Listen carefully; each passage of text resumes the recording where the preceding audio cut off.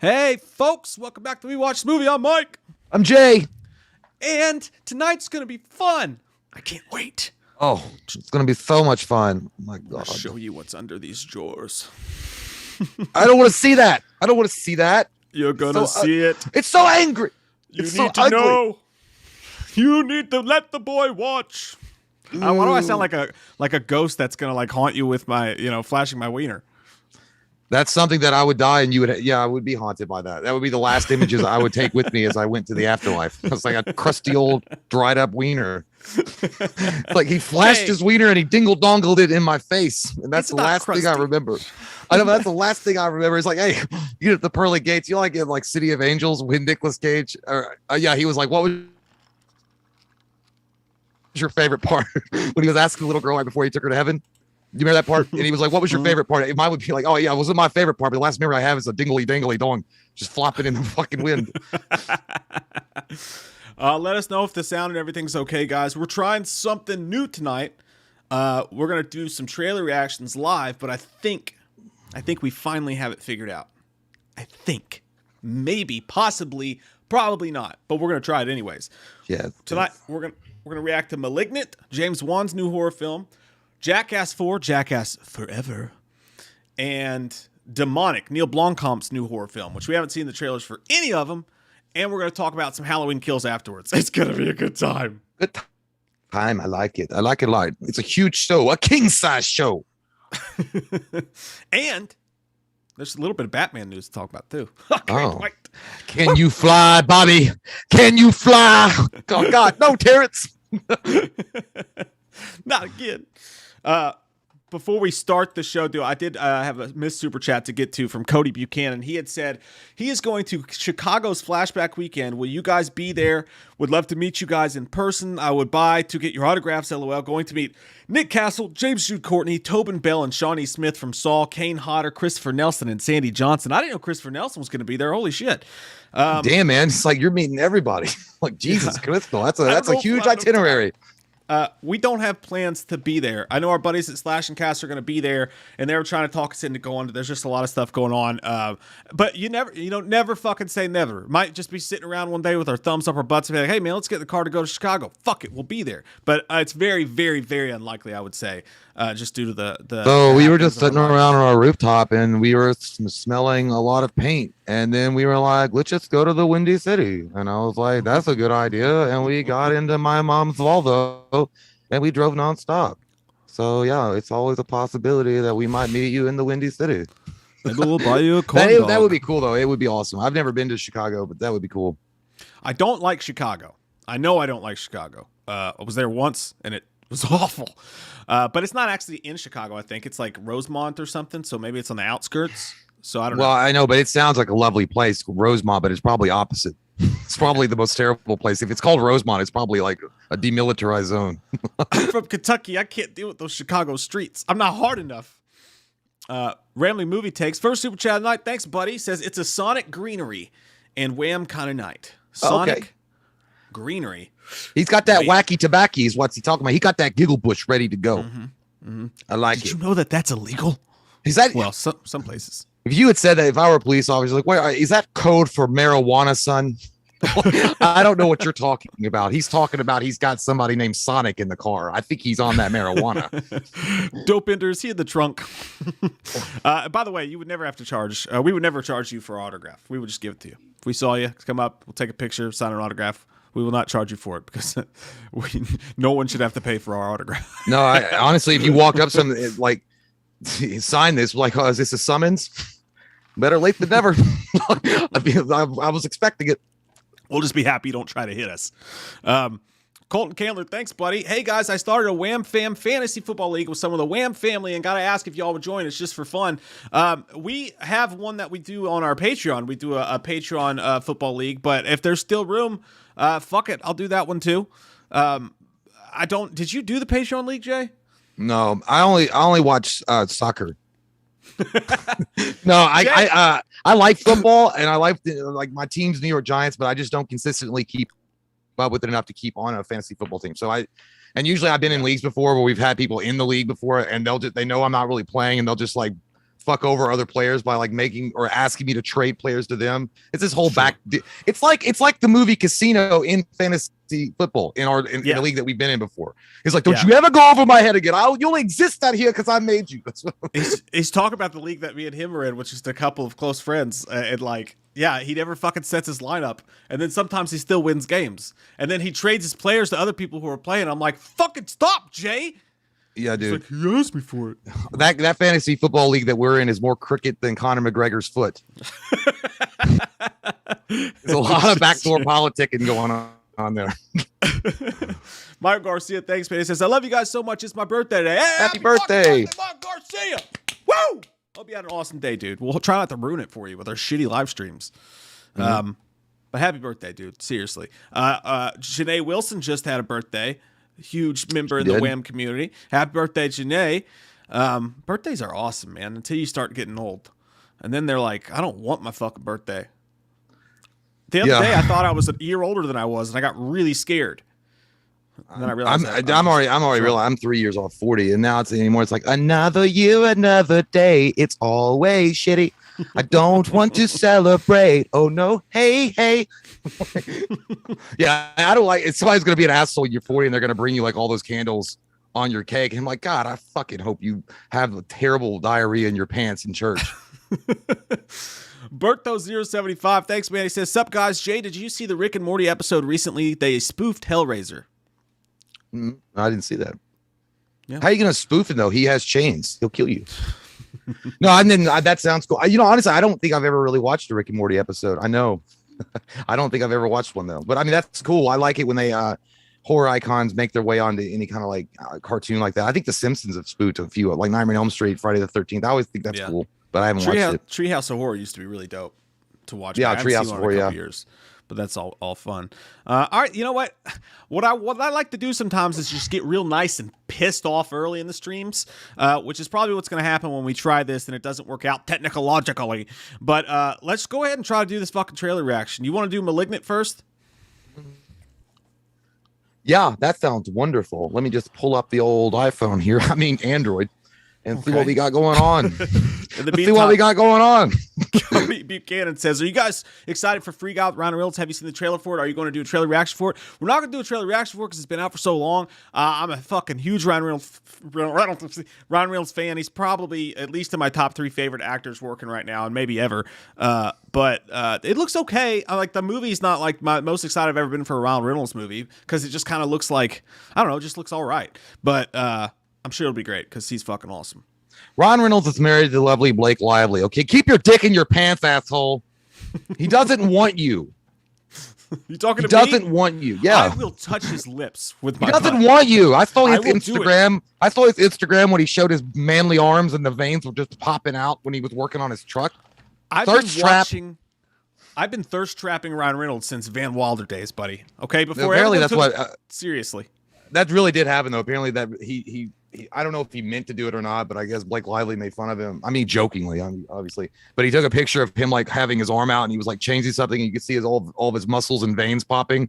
And she was like, "Oh yeah, that's really cool. He's putting his sexy arms on display." I was like, "Yeah," because I know he was doing it on purpose. It's like we don't have enough problems without him putting sexy arm pics on Instagram. Fuck that muscular vascularity. Just take everything. He's got it. There's no doubt. I just watched Deadpool dude. The other day. Whew, Chicago. Jerry Randy, if I knew him in real life, I'd be like, can you just like take it down like 5 notches, man? Like 5 notches, all I'm asking. I can't hang out with you because I know everyone wants to fuck you. Stop it. Thanks a lot, Jerry. Really appreciate that generous super chat, buddy. He says, I'm in a medicine-fueled daze, so here's 20. I know what you think. I know who you all think would win in a fight between late 90s. I want to know who you are in a medicine-fueled daze. I want to know who you all think would win in a fight between 1990s Undertaker and Halloween 6 Michael. 90s Undertaker's powerful, but Michael takes him down. Halloween 6 Michael takes him down. Halloween Resurrection gets fucked up beyond all recognition, but Halloween 6 I think Undertaker choke slams that shit home, dude. He had pallbearer on his fucking side, and he had like green smoke and shit in that urn. Like he had backup. Michael didn't have back. I mean, yes, I know that Paul Bear was a fat little donut running around on 2 legs. By the way, rest in peace. I did love Paul Bear, but he still had the backup. Michael really just had the stupid assholes from the Cult of Thorn running around in robes being like, "Go for it, daddy." He didn't really have any backup. And I mean, Undertaker's a scary motherfucker. Now we're talking about the characters in real life. Obviously, Michael Myers would destroy anything in front of him, but in the movie, I don't know. I just think Undertaker was a beast, dude. In the 90s, holy shit. You know, he would have been a really good Michael Myers. Yeah, he could. I mean, they did it with Kane, right? With See No Evil. They made him a fucking guy. Yeah, they did. They did a great job with that. I mean, he was in. The only thing I remember Undertaker being in was Suburban Commando, and he was like, "You're a dead man, Ramsey." He's like, "So what are you guys never taught?" That shit was hilarious. You're a dead man, Ramsey. All right, let me try to minimize this window, and we're gonna try to see if we can make this Squirtle. All right, we're gonna get real small. All right, and then what I'm gonna do is I'm going to put the trailer on the screen so you guys can watch it with us and we can react to it together. Jay's got his phone, so he's going to have to press play at the same time as me. Oh! And hey, Mike, look, it's Indian Thriller.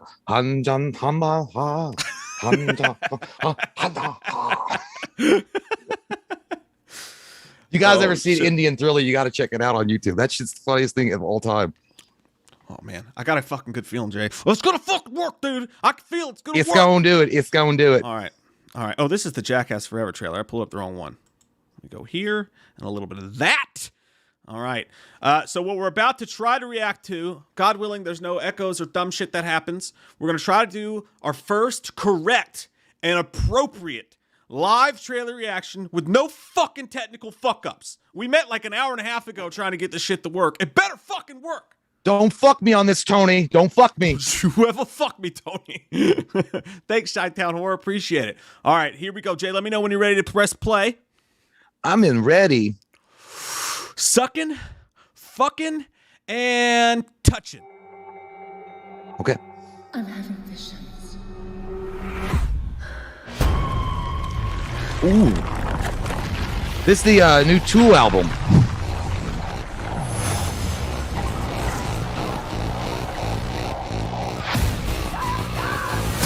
I would imagine that's what like taking mushrooms for the first time is like. The body of Dr. Florence Weaver was found brutally murdered in her home this morning.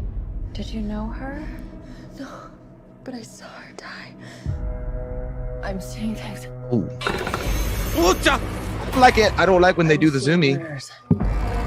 As they're happening. Ooh. Hello?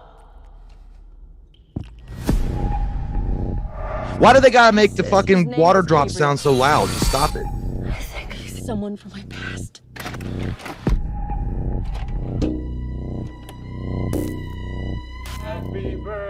Whatever happened to you before you joined our family? Oh, don't. I don't want to see something on this fucking videotape. Please, God, no. I don't want to see it. Stop saying that.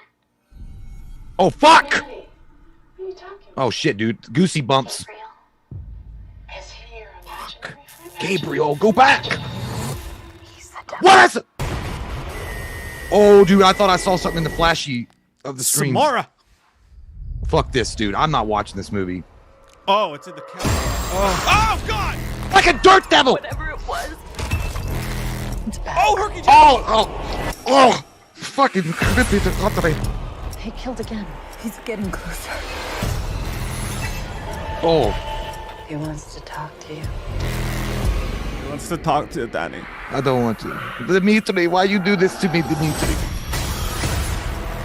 Mom, what do you know?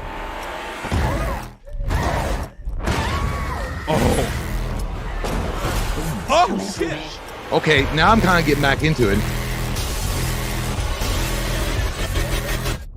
Who are you, Gabriel? Chapstick. Oh, look at that! He's opening up the wallway!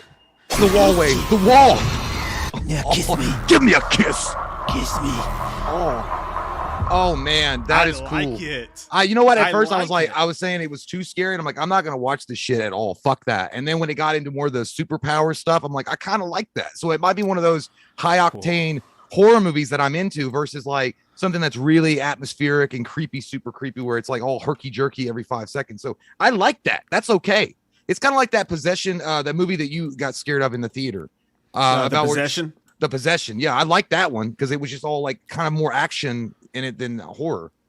Yeah, like there was a lot of action in there, and so like the trailer told you. I mean, it's James Wan, right? It's James Wan. He's like. I mean, I'm not. I know this might be blasphemous to some, but if you look at people, John Carpenter, who's got Halloween, and he's got The Thing, and he's got multiple heavy titles under his belt. You look at Wes Craven. Not only does he have Nightmare on Elm Street, but he has Scream, and he has The Hills Have Eyes, and he has The Last House on the Left. Heavyweight fucking horror movies. Yeah. James Wan is in that group because he not only had Saw, he had Insidious, he had The Conjuring. He's got tons of shit. Like almost everything he touches turns to amazing horror goodness when he touches horror. I like it looks good. I mean, and it looks good in the fact that, again, it's not like The Conjuring or anything like that. It's not going to be one of those kind of movies where it's going to rely heavily on atmosphere and jump scares and things like that. I mean, of course there'll be jump scares in it. And I didn't like that herky jerky, like that motherfucker looked like an elf that was late to Santa's North Pole, he was like, oh, I got to get back. And he went right up the goddamn chimney. I don't like that at all. But what I did, so it's not going to be like those kind of creeps, but it's going to be, I'm trying to think of a movie that I remember that came out that was really like high octane action, but there was a horror thing going on around it. Not like The Boogeyman, because The Boogeyman really fucking sucked. Maybe sort of like the Amityville Horror remake was kind of like that. Maybe something like that. But yeah, it like to the point where it stops being like so super scary, where I'm always going to be on the edge of my seat with little pee coming out of my urethra. It's going to be like Darkness Falls. That's it. It's like Darkness Falls. And I like Darkness Falls. Darkness Falls and me have a relationship, and I like it. Lactate your titties. I think I want it to be like that. And I don't know. I love Darkness Falls. And that's what I got from that. I felt like it like it looked like the dude Bagoo with the fucking crow. He looked like Brandon Lee was playing Bagoo and whooping some ass. Morphine is bad for you. Well, I disagree. I agree with you on that. Obviously, you know me, I want something completely different. I want it to be scary as fuck. Fuck that action movie shit. Like, it's cool if there's some action. I don't have kids yet, so maybe I want them one day, and I don't need my sperm going away forever. I'm cool. I thought that too. When that trailer ramped up, it was like action movie shit. Like the lights were going off, bunch of shits were happening. But I'm hoping that it scares the tchotchkes off of me. And honestly, dude, like I'm sitting here right now, right? Like it's kind of bluish outside. It's kind of dark in here. We just watched a horror movie trailer, and I feel like Halloween vibes. I feel like I just watched something actually scary, and I feel a little creepy but fun. And like that, you look a little creepy too. But that's exactly what I want from a movie like this. I want to walk out of a movie finally and feel like I felt the way I walked out of The Ring, just like like scared to go home, like something bad's gonna happen at home. And it's so rare that happens with today's Conjuring spinoff shit that they do. That might be it, dude. I don't know. You're on my radar, slut. I feel like I hope it stays the action course. I really do. I want one of those because I don't like super fucking creepy ass, scary ass movies. I don't like to think about them 3 days later. Like, if she under my bed, just let me know. Fuck it. I don't care. Just tell her it's under my bed. I don't like that. I do like the action stuff, dude. Like and again, I've already admitted I like Darkness Falls, so I'm into those kind of horror movies. I just like those. I mean, really, if you look at Nightmare on Elm Street, as the series progressed, it became more of an action horror movie anyway. I mean, they stopped being. I mean, by Freddy's Dead, it was just straight action. I mean, that movie is fucking stupid, but it was meant to be. But anyway. Yeah. But thank you, Patricia Gregory. Appreciate it. I agree with Vinny. Says, Jesus, that looks good. That's kind of my vibes from it. I'm shocked at how fucking good I feel like that trailer looked, man. James Young says, Demon in that movie looks like every other tweaker who has approached me at a 7-Eleven. That is true. Yeah, those 7-Elevens can be dangerous at night, buddy. I'll tell you what.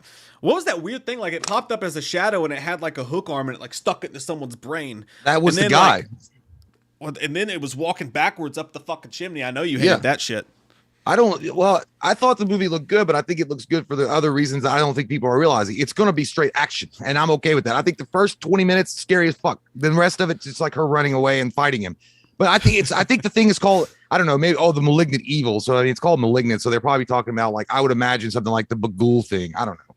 But I think that's the same person, the little shadowy guy that stalks him around. Motherfucker looked like Sting without his makeup. We'll see, man. But I definitely want to fucking watch it. No doubt about that. That was a really good trailer. Really good trailer. So that is James Wan's Malignant. And hey, can we stop just for a second? Can we just stop and give you and me just a little, that shit worked. There was no echo. We could hear each other. This is like if we were on a YMCA basketball team and we lost, the coach is like, go ahead and give yourself a round of applause. You guys you're the only people clapping for yourself. You're like, We did our best. We did our best. I gotta give the dudes at Slash and Cast a shout out, by the way, because I've been bugging them, like, because they're better at technical stuff. I've been bugging them about it, and he gave me another idea, which we're gonna try next time when we try to share screens again, because that didn't work the way we were doing it before. But either way, thanks to you guys for letting me annoy you over the fucking telephone, and thanks to all of you guys for putting up the bless, trying to do that and fucking it up the first 36 times we did it. Hey, we fucking did it. We got a fucking plan. Yeah. I thought it was great. I was really happy with the whole thing, the way that it turned out, and I just never thought I'd be here, and I really just want to go ahead and say thank you to everybody that supported me along my way, and to say to the haters, go fuck yourself, and I hope you fall on a twirling lawnmower blade. Shout out to the big guy upstairs. Shout out to the big guy upstairs, and Ariana Grande, love you, babe. So nothing without him. You gotta throw in Ariana Grande. I'm like, love you, babe. I fucking hate her, but I'm just saying. She's in the audience. She's licking a donut and putting it back and calling us stupid Americans. It's fucking awesome, man. I'm stoked for us. I'm stoked for all of us right now. Let's keep the train rolling. Might as well fuck it up because, you know, hold on. It's gonna happen. So this is like a big trailer dump we're doing right now. Another horror movie that starts with the letter D. The last one started with M, so that was stupid. This next trailer is called Demonic. Really original. Neil Blomkamp horror movie.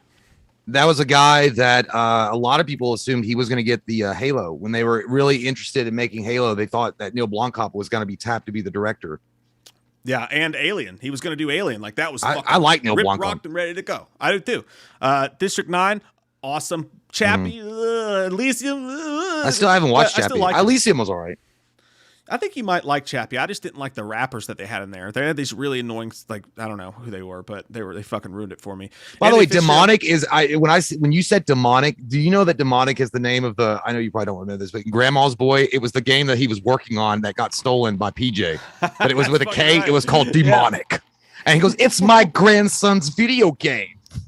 I forgot about that shit. Yeah, it was called Demonic. Somebody getting sued.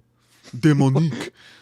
I once made out with a girl named Dominique in college. She was fucking scary. Dominique Wilkins from the Atlanta Hawks. Yeah, he was a good kisser. Good for you. He won the slam dunk contest. Yeah, she probably could have beat up Dominique Wilkins. I was on a she slam dunked that tongue.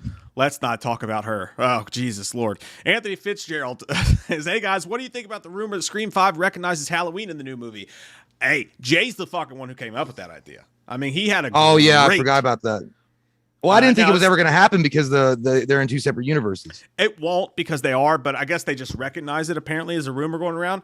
But I always thought that time together was fucking dope. Well, at the time, yeah, because I thought that was the only way if you're going to bring Scream back, like to reboot it in that way, is if in the same universe the Michael Myers killings happened, and then obviously Haddonfield wouldn't sell the masks anymore, so these kids get obsessed with the real life killings that Michael Myers performed in 1978 and in what he just recently did in 2018. And these killers get loose, they're just obsessed with it, and they follow the case, and then they start hacking and slashing their town, and they wear the iconic Ghostface mask, and there's the new Scream movie. But it's based on their attempts to recreate the Michael Myers killings of 78. I liked it. But of course, and it sucks. But then again, I'm glad that it's not, because I honestly don't want Blumhouse owning everything. It's not to have a variety. Yeah, that's true. But it would have been a cool idea either way. Yeah. Merkin's in here. What's up, dudes? Hey, guys, if you haven't had a chance, definitely go check out Slice Baby. We just did a trailer reaction to it. If you haven't seen it, I think it's your all's best video. It was awesome, man. It was really good. Amazing. We love you guys. He said, like their music video was like watching Johnny Lawrence come back like on the Cobra Kai season 1. It's like, come on, Ice! Yeah, Ice! And I heard Ice Baby at the gas station today. Maybe you just want to listen to your all's version of it. Gary Catlow, thank you so much. Just found out Ghost of Mars was originally going to be Escape from Mars with Kurt Russell. Now I want to see it. Oh, dude, that would be awesome. That makes total sense. I love that movie. That would have made total fucking sense. Yes. I like it a lot less than Jay does, but look at that. I thought you liked Ghost of Mars. Doth my ears deceive me? I thought you liked that one. Ghost of, I never liked that as much as you did. I mean, I thought it was okay. Well, I'm into the sci-fi shit of it, but yeah. All right, let's fucking do the next trailer, because we're gonna do the next fucking trailer, because it's what we do, and we've got it figured out. That's what she said. Only 2 minutes 14 seconds. Unfortunately, yes. That's as long as actually it's 24 seconds is what I'm in bed. Not 2 minutes and 14. That's just too long. Hey, on a good night. when On a you good jerked night, off for right sure. before. Yeah, on a good night. Yeah, if I'm geared up and ready to go. Yeah. All right, guys. Demonic, Neil Blomkamp's horror movie. Haven't even seen a still from this yet. I don't think, at least. So, are you ready to press play? Sucking, fucking, and touching. Oh, there's an ad. Wait, there's an ad. God damn it. That's why I played knew mine there'd be earlier and got rid of something. the ad first. I did too. It came back, dick. Nuh-uh. It came back because it was Michael Myers. He came back home. It did too. Those are those ads. It was Michael Myers. Okay. All right. You ready now? Mm-hmm. Thucking, fucking, and touching. Show me. It's rated R, guys. What the? Do you Oh, know what this place is? No, you're a squatter. Oh shit, I don't like that though. I don't like how she was sitting there. Your mother, Angela, she's our patient. I've been out of touch with her for a very long time. What? Her mind is very active in the simulation. Simulation. She went Dude. on a homicidal rampage. Ah! This is a She all huge greasy. disaster. Why?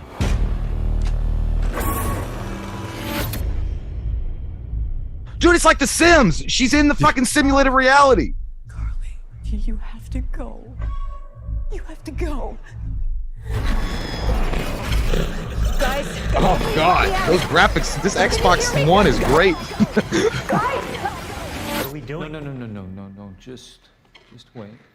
Don't touch my fucking shoulder, Sharko. Are you sure that you haven't been having any hallucinations outside of the simulation? Whoa. I like that music. Yeah. It's Michael. Do you hear him breathing? That's creepy. Oh! Oh! Ah! It was getting deep. Demonic possession. It could be real. That's a giant bird. I can't do this. You want to end up like your mother.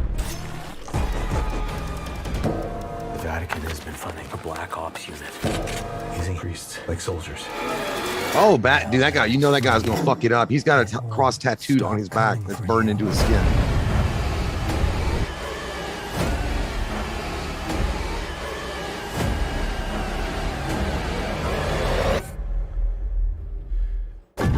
Stop right there. Oh. That music is good though.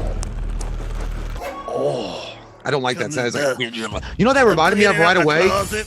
That reminded me of this Cell, the Jennifer Lopez movie, where she goes into the serial killer's mind and then they do a simulation and she has to bring him out. So they're obviously she's comatose or something, and then they create some kind of program for her to go in and get her out. It's almost like the same kind of basic premise, or at least that's what it looked like in the trailer. And then obviously she's probably possessed by some demonic thing, and that's what's following her out of the simulation. Otherwise, it looks like good. that. I mean, it's not exactly super original because it also reminded me of Lawnmower Man. I saw God. But yeah, the music was good. You can no doubt the music was really good, and I like that breath that was going on. And it was like, oh, I like a hip. Sound like hop, Ace of hip-hop Base. Anonymous. Yeah.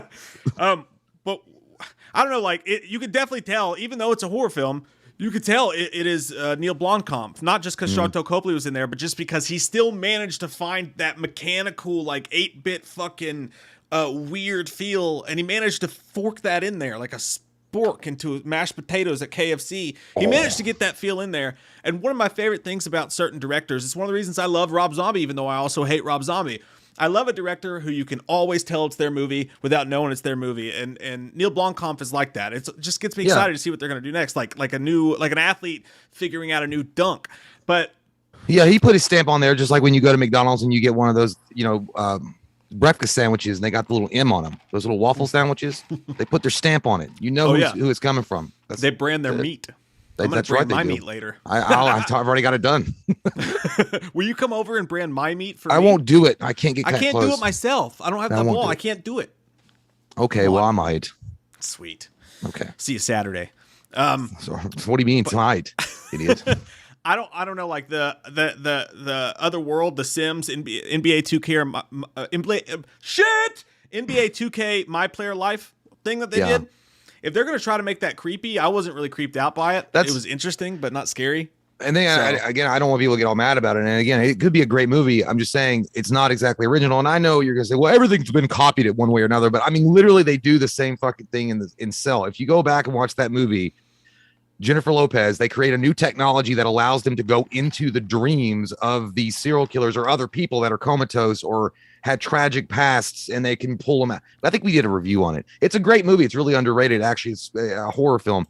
I feel like they're doing the same thing, but they're just doing it with virtual reality. Like they're going to use the Oculus shit, and they're trying to tie in that, which is smart. I mean, it makes sense for the 21st century, but I don't know. I do the music. I like the music, but it also did remind me if it was written by fucking Falco or Ministry, like if Ministry was doing the music for this, or Depeche Mode.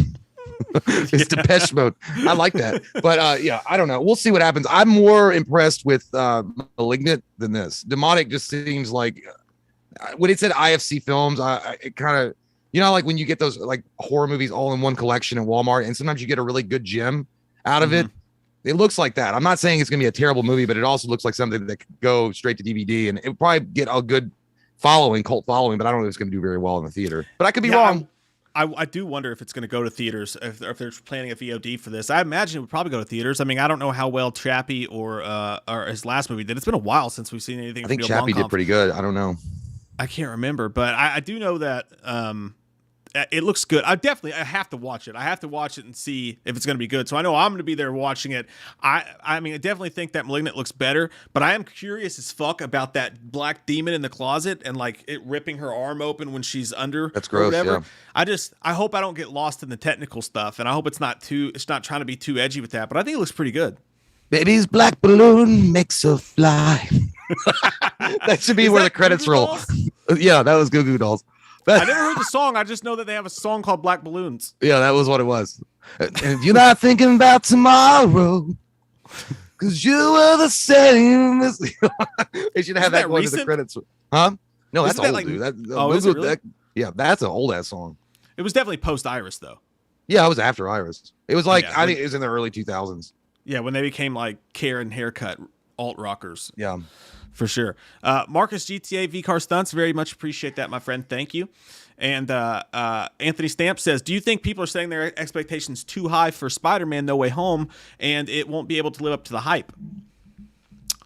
No, I don't think so. I think that they're expecting, look, when you have such great shows that they put out on Disney Plus, like, WandaVision and The Falcon and the Winter Soldier, and then just now recently, which is amazing, by the way, I just finished that up, Loki. I think it's reasonable that people are expecting to have some awesome ass fucking badassery coming from the studio that did all those shows, and they're also dealing with the multiverse and stuff. And look, the rumors are abound that Tobey Maguire and Andrew Garfield are going to show up in this one, which would be awesome.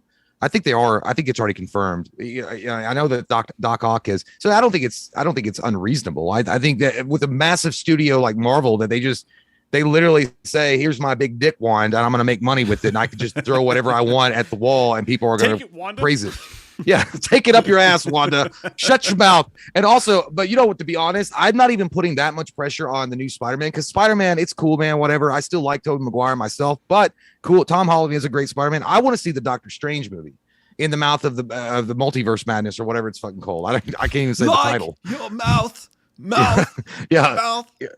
Then they come on and sing the intro too. That'd be great. But yeah, that's the one I'd be, if I were the studio heads, that's the one I would say they're putting a lot of pressure on, because whoever the one that directs that one, like Sam Raimi, right? He's gonna have to tie in a lot of shit with all that multiverse stuff. Yeah, and I want to have high hopes for In the Multiverse of Madness, because I love Sam Raimi. I love his whole thing. But I'm gonna be so disappointed if they water down Sam Raimi and they put him into the Marvel formula and they don't let him do his thing. And the fact that they got the Sinister guy, hired to do that movie, and then he left the project, assumedly because Marvel was trying to do that to him, makes me very concerned if they're just have Sam Raimi in name and they're going to let him actually make a Sam Raimi movie. So I'm very concerned about it, but I'm hesitantly excited as well. I hope it's it'd be amazing. really cool. I It'd be a really cool gesture for them to have Sam Raimi, if they, if Maguire does show up in the new Spider-Man movie, to have him, Sam Raimi, to be attached to the project in some way, because I mean, it was Sam Raimi that directed the first OG Spider-Man movies. That's fucking true, dude. Yeah, what if this goes well and then they give him a Spider-Man movie and That's he gets what I'm to saying. direct a different? Oh my! That's God, what I heard. dude, I heard that if this thing goes, I mean, again, these are like, we got this covered fucking validity. Okay, so don't run away with telling tales outside of school. But I heard there was like a little offshoot, a rumor about it, that there was a possibility, or at least it had been discussed at some point, that if it goes well, if the Maguire coming back as Spider-Man and the Andrew Garfield thing, all that stuff work out, that there was a possibility that maybe they would give Sam Raimi another crack at, with Tobey Maguire doing it like an older Spider-Man, that would be a separate Spider-Man, like a separate movie that had nothing to do with the MCU. I'd be all fucking over it, man. Well, you know that they can, though, because Sony owns it. Yeah. I mean, if Sony Sony's interested in still building their own Spider-Man universe. They're still interested in that. So yeah. And to go back to answer your original question, that I mean, you answer. I didn't. I don't think so. I don't think it's being overhyped, and here's why. Because what we're talking about Marvel using a bunch of properties at one time and doing a bunch of Easter eggs, and I mean, that's just what Marvel does. That's what their fans expect them to do. I think some of us are a little bit tired of that formula, but it's what Marvel's good at. So as far as you're talking about doing the multiverse and bringing in all these other Spider-Mans and all these old villains and doing a lot of fan service and getting, that's what they do. So I think they're gonna fucking nail it. I think their fans are gonna absolutely love it, and I think it's gonna be cool. And I think the worst thing about, though, you think about this, dude, it's DC fucking waited too long, because they already had the idea with Flashpoint. They're already going to bring Michael Keaton in. They're going to have this big crossover event with the Michael Keaton coming back as Batman. You guys saw the car that was leaked online, and I was like, damn, you guys already had that, and now you're going to, when Spider-Man comes out and then Doctor Strange comes out, you're like, you guys just copied Marvel again. That's how DC, that's how they fuck themselves every goddamn time. Get DC away from that loaded gun. They shoot their toes off every time. I don't feel bad for him from here on out. I don't feel bad for him, though, after what they did to Zack Snyder and all that. By the way, Zack Snyder just announced a deal, a first look deal with Netflix. So I mean, it's great news for Snyder, but I think it pretty much puts the nail in the coffin of the Snyderverse, at least for a while, because he's got multiple movies on their deal. He's already making a sci-fi movie for him. He's talking about probably there's going to be an Army of the Dead sequel that he's going to do from them. You're talking about one director, multiple years of his life. If we ever see a restore the Snyderverse, that does give a solid 10 years or whatever, probably for DC and Warner Brothers to shake up their heads and get somebody in there who doesn't have a vendetta against them, and then maybe in 10, 15, 20 years, I don't know, we actually see that. But I think it's great for Snyder, though, so I'm happy. I think, well, yeah, Netflix is smart enough to give that man creative fucking direction, or not creative direction, creative freedom to build his own universe. I can't wait to see what he does on Netflix. That sucks, dude, because that guy literally had, I mean, everybody talks about Kevin Feige, and that's fine. And Kevin Feige is like a goddamn god. He really is. Like, he's a dude that saw visions, and he's able to make that weave the stories and the way that the tapestry of the MCU like a fucking genius. I think Zack Snyder could have been that for DC. Like, he really could have. He had ideas out the fucking gizmo. And those guys were like, no, we don't like making money, you stupid. Get out of me, fans. We don't. What you think me care about fans? You think me care about their fat, grubby fingers? No, me don't. Me hope they die from some kind of heart disease. Shut up, Zack Snyder. Get out of my face. You like your fans? You're stupid. That's why you're poor. But I'm sure it's just like that. I mean, I am happy. I really like Zack Snyder. Zack Snyder seems like a really genuine, cool guy. Loves his fans, respects, cares about his fans, and gets treated like shit for some fucking reason. It's the weirdest, strangest thing I've ever seen in my life. Because it's not just studios that hate on him. Literally, other fucking people have like Reddit posts after Reddit posts of how terrible of a human being Zack Snyder is for no fucking reason. Yeah, people have decided. What did he do to you? Edward Santiago says the Snyderverse is going to be a motion comic, at least the Justice League sequels. But then JT Custom says they're actually not doing that now. I actually don't know. I haven't heard anything about that. But for me, I'm like, I don't care. I mean, like, at this point, it's either Zack Snyder directs that fucking movie with creative control or bust for me. Who knows, though? It's a crazy world. We might get that movie in 15 years. We may still get it. But in the meantime, I'm happy for Zack. Thank you, the Batman. Very much appreciate it. By the way, but you know, and also Ben Affleck can't come back because his face is buried in that big jiggly ass of Jennifer Lopez again. Good for him, man. You fucking motorboat the shit out them cheeks. You motorboat Do it the son to of a it. bitch. Just don't buy another $250,000 fucking ring and then just like, oh well, she said no. Did you get it back? And no more bat tattoos. He's in the trailer. Ridley Scott's new movie. Have you seen the trailer for that? The Last Duel, I think. Dude, it looks so Is fucking that an good. alien movie? Is it supposed to be alien? No, it's an old timey movie, and it's got Adam Driver in it. It's Matt Damon's in it, and Ben Affleck's in it, and it's like kind of like Gladiator age, or like I Knight's get it. Tale, because they're actually literally doing the sticks and stuff. Or the, What if they whatever zoom you in call really it. close when they like lock up and their swords are like crossed like this, and then he was like, "How about dim apples?" But it would be like, "How about dim apples, O'Day?" Because it would be like those old speak.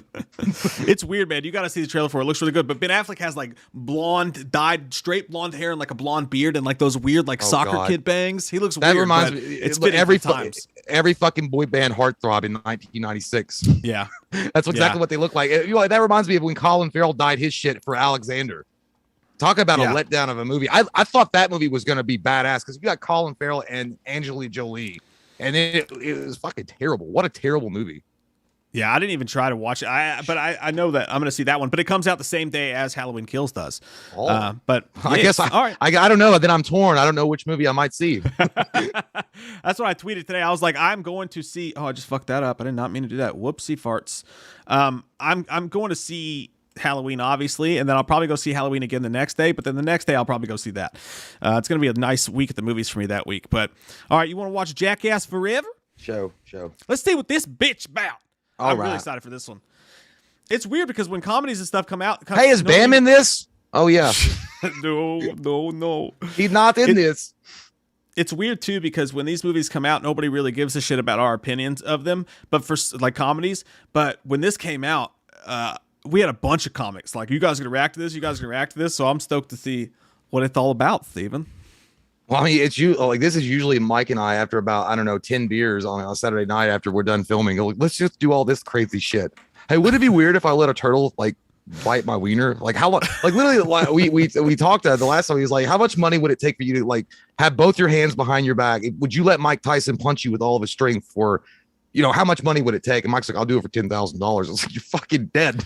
We literally He's had like, this conversation. Yeah, we about Mike really Tyson. did, but that would be something they would do on Jackass. Like I would be Bam Margera. I'd start doing drugs and ruin my contract to get out of it. Yeah, By the way, shout out to this the was- restraining order. Shout out to the restraining order that they had to take out. Yeah, that shit's crazy, man. It's crazy, but this was all of us though in middle school. Like the people who grew up in our time, this is all of us. We all wanted to be Jackass. We all used to take shopping carts and roll down fucking hills and shit. And I mean, we did it before this, but this was like oh my God, they're like us, dude. Only they were adults and it got really dark. But anyways, Well, Johnny they would do Knoxville they is a would hero do of some mine. shit. I'd be like, there's no goddamn way. Like there's one. I remember the one that really made like I was almost vomiting. I think it was on a regular MTV Jackass. Is when Chris Pontius, I think, he picked up a cow turd and fucking ate it.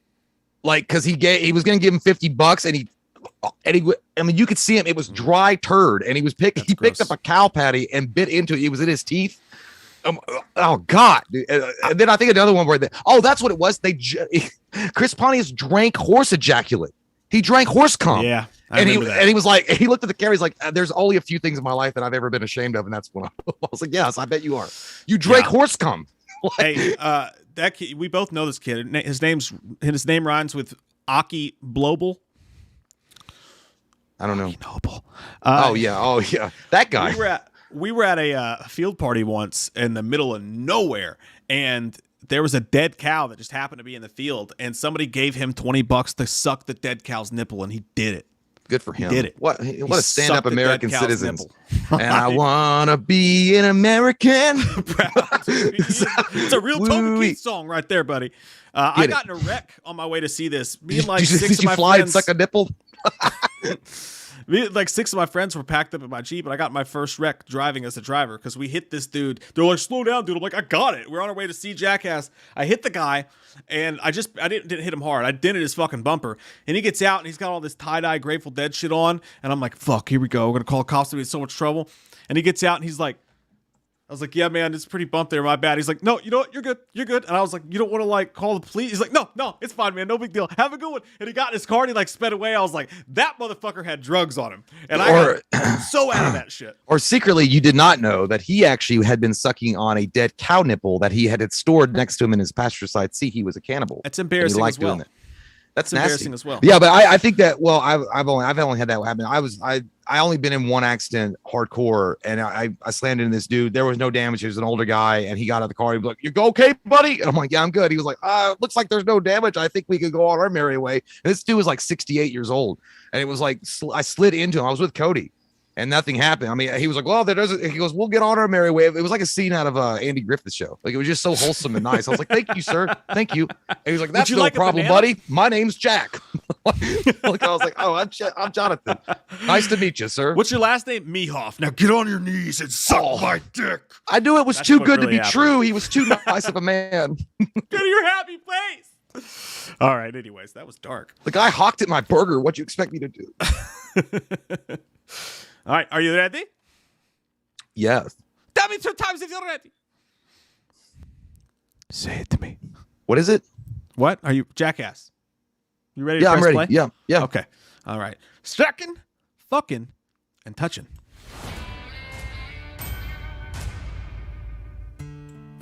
Ew. Oh, old school. You can tell by the black and white in the country music. Don't know where, don't know when, but I know we'll meet again some sunny day. Hello, I'm Johnny Knoxville. Welcome to Jackass. God, he is so old. He looks like Jamie Lee Curtis, if someone said. I think he looks pretty good for his age. A lot of people ask, what will Jackass be like once we're older? Well, God, he hasn't aged at all. The faster you pedal your bike, the faster the other guy's hand. Look at the guy in the pool. Is that Machine Is Gun that Kelly? Machine Gun Kelly? Yeah. That's how he felt when he lost to Eminem. It's cool. And Knoxville's 49. So God, he's 49. Ooh, They did the Bulls in the third one. Yeah, that's how he got like a major injury. He has to wear a colostomy bag because of that injury. I can't believe he did it again. Oh, he died. Oh.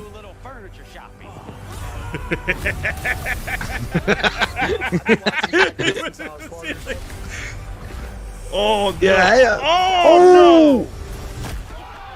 Oh fuck. Yes, it should fly.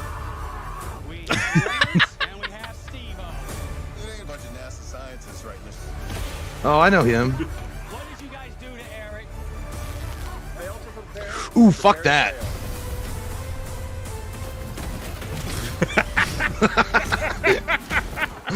You still got those $1 million teeth, that's for sure.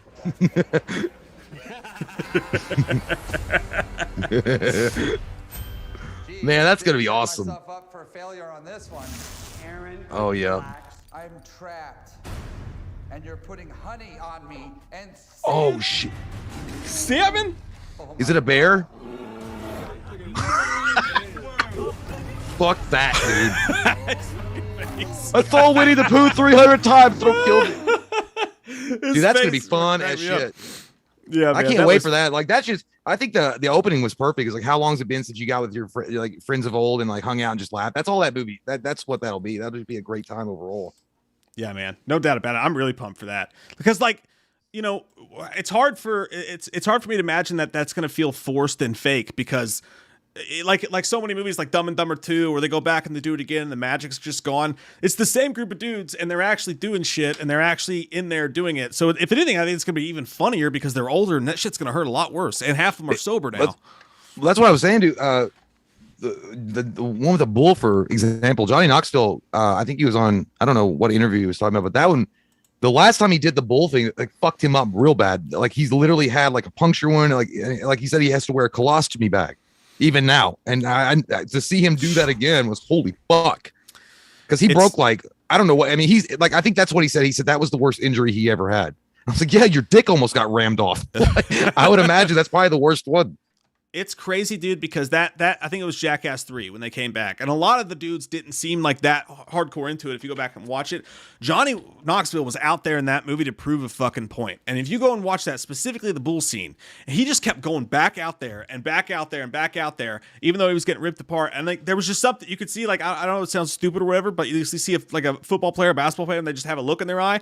Watch Jackass 3. That's how Johnny Knoxville looks. Like he went out there to fucking prove something, and he fucking left it all out on the football field. I can't believe they got his ass to come back and do it again, but I respect that sumbitch so much. Yeah, dude. They've all come from, Steve-O specifically. Yeah, they've all come from a really bad place. But it's interesting because you see, because Bam, he fucked his own shit up. And again, the guy had every chance in the world. So I'm not going to go ahead and, I'm not going to dog shit on him, but nonetheless, I'm also not going to feel that bad for him. I mean, he gave up $5 million and he had all sorts of, outreach he had Steve-O himself fucking trying to help him.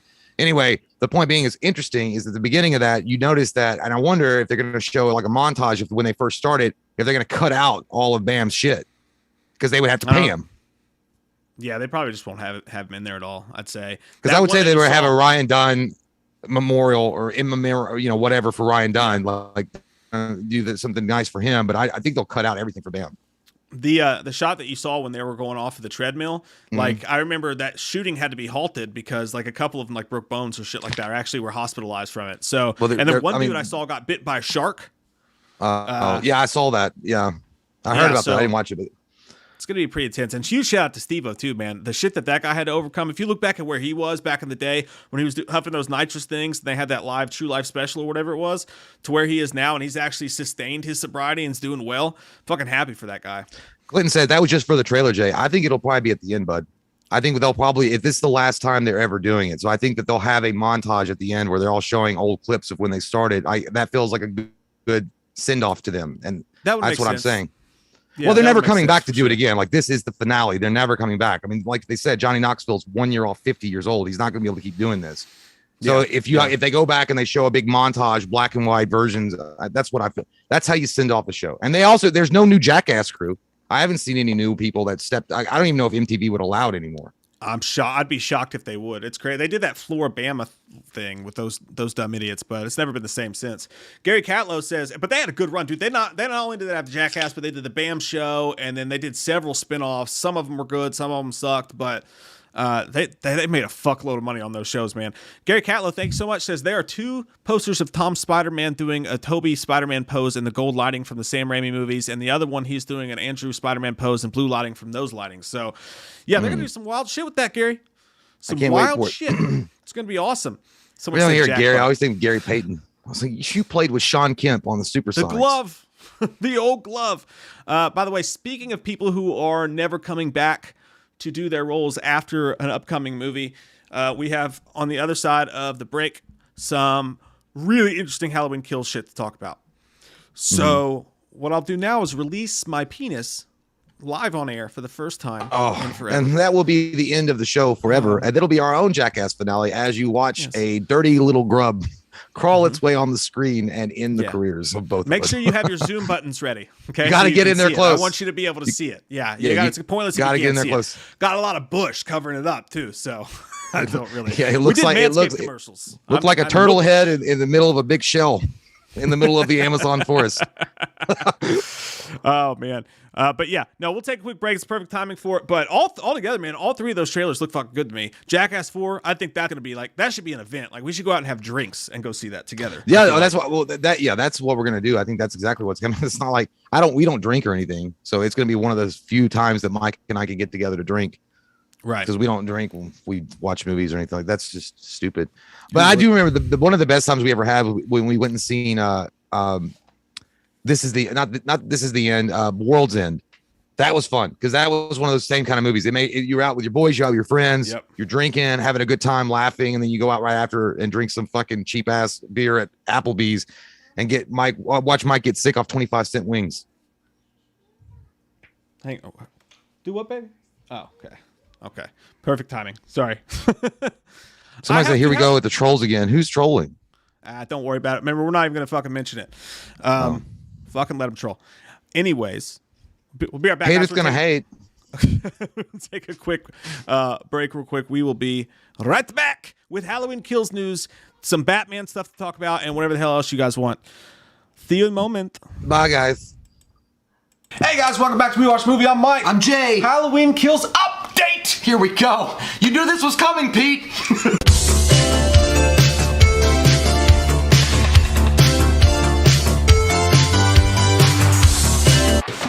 Shit. So NECA did a live stream, NECA the toy company, they did a live stream today, like a Comic-Con type sort of deal where they unleashed a bunch of new toys on our mouths, and they showed off this beautiful... Still there. It's all crusted over. It was a great party. They unleashed the new 2-pack that's coming out later this year from Halloween. A his, her dildo. Aren't you guys excited? The articulation is on point. It's pretty cool. They've done Loomis before, and they did it with the Laurie Strode combo, but what's different here is that Loomis, and we'll show you the pictures here as we're talking, you can take his arms off and put his new arms on, and he has trench coat abilities. I love it, dude. Well, I also like this pose that they have here, too. It looks like Loomis is saying... I ran out of money when I was buying scratch-off tickets. Michael, do you have extra 50 cents? What do you mean guac is extra? He looks like he's like going up to the Applebee's like bar and neighborhood restaurant and saying, "You're close still? Get vaccinated." You there? I know you're not vaccinated. I can smell it. Get your ass away. Put a mask on. Yeah, but it looks dope as shit. Here's what's really cool about what they did with Loomis. They used AI technology to like do, for the first time ever, do the scan of his face. Obviously not his, face now. Yeah. But they somehow did an AI scan of his face, so it's going to be super good looking. It's Was it Skynet? Those sons of bitches are getting advanced. Motherfucker! Oh wow! But they did the same thing with Michael. They changed the suit of Michael darker to fixate more on Dick Warlock's Halloween 2, because this is a 40th anniversry. It looks good though. It looks good. Yeah. I especially like the details on the Michael mask. I think they really nailed it for the Halloween 2 build. The skull. I have a NECA figurine, Michael Myers NECA figurine from Halloween 2, and it came with that skull, which is badass. I think that's one of the best openings when the jack-o'-lantern melts and the skull's underneath. Hell yeah, dude! It's my favorite. I have the original pumpkin, but I don't have the one with the skull in it. That's dope as shit. But they come. Loomis comes with 2 guns. He comes with a hand where you can. He has like the lighters. Like, it's time, Michael. Oh, yeah. And he does that. He comes with that hand. Michael, again, his suit's darker. He comes with 2 different heads: the blood tears head and the regular head. I like the regular. I like any head. Who doesn't? It's for sure. Never had any that's bad.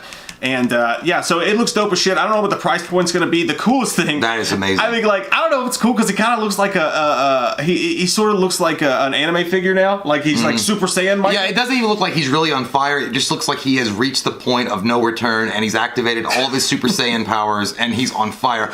Michael's on fire. But no, I mean, really, it kind of, the design kind of looks like Super Shredder. It does. It's cool though. It's fucking badass, and I guarantee you, if you put a little, like a couple of lights behind it to make it really glow. Yeah. And cool. I think it's 5 pieces of fire. What's Loomis doing behind him? Giving him an anal light? Look, he's just behind him, dude. He's holding the lighter to the back of his fucking overall. Michael's so stupid he didn't know I just set him on fire. I don't love the face over top or the gigantic shoulder blades, but I just think it's a cool idea that you could set Michael on fire. Yeah, and of course, you people that are really into the NECA collection or collecting action figures like this, you could definitely do something with a diorama and really make it look amazing, especially if you're into photography, and make it look like you could recreate that scene. That People would be do amazing. that too, and it looks amazing. Somebody on Twitter said, they were like, I was like, you can burn Michael Myers now. They're like, I can burn my NECA toys anytime I want to. That'd be once. I wish there was a Twitter handle that said it was just Doctor was like, I already did it. He came back. Also, Loomis also looks like in that picture. He looks like he just got fired and he can't accept it. What? I've been here for 28 years. That's Halloween franchise news, but there is actual Halloween Kills news that happened too to talk about. They released 2 covers for Total Film magazine, which will be out this Friday, apparently on newsstands, and apparently it's already being mailed to people who are subscribed to Total Film. We'll get our hands on that and see if I'm sure there's going to be a Halloween Kills update to come out of whatever's in there. Total Film like, what is that? Is that like the new Fangoria? No, it's in... It's in England, I think. It's in the UK. They've been around for forever. They had one last year. Do they give you biscuits too. Yes, when you order? Biscuits and tea. Crumpets. But yeah, they've got 2 different covers. I don't know which one's going to be available, but it's the most up-to-date look on the mask we've had. Great. And Christopher Nelson's secret satchel, it looks amazing. Chris Nelson, Jesus Christ, you continue to impress and undress with your big shack-like cock. What? I can't believe you're an actual... I can't believe we know you.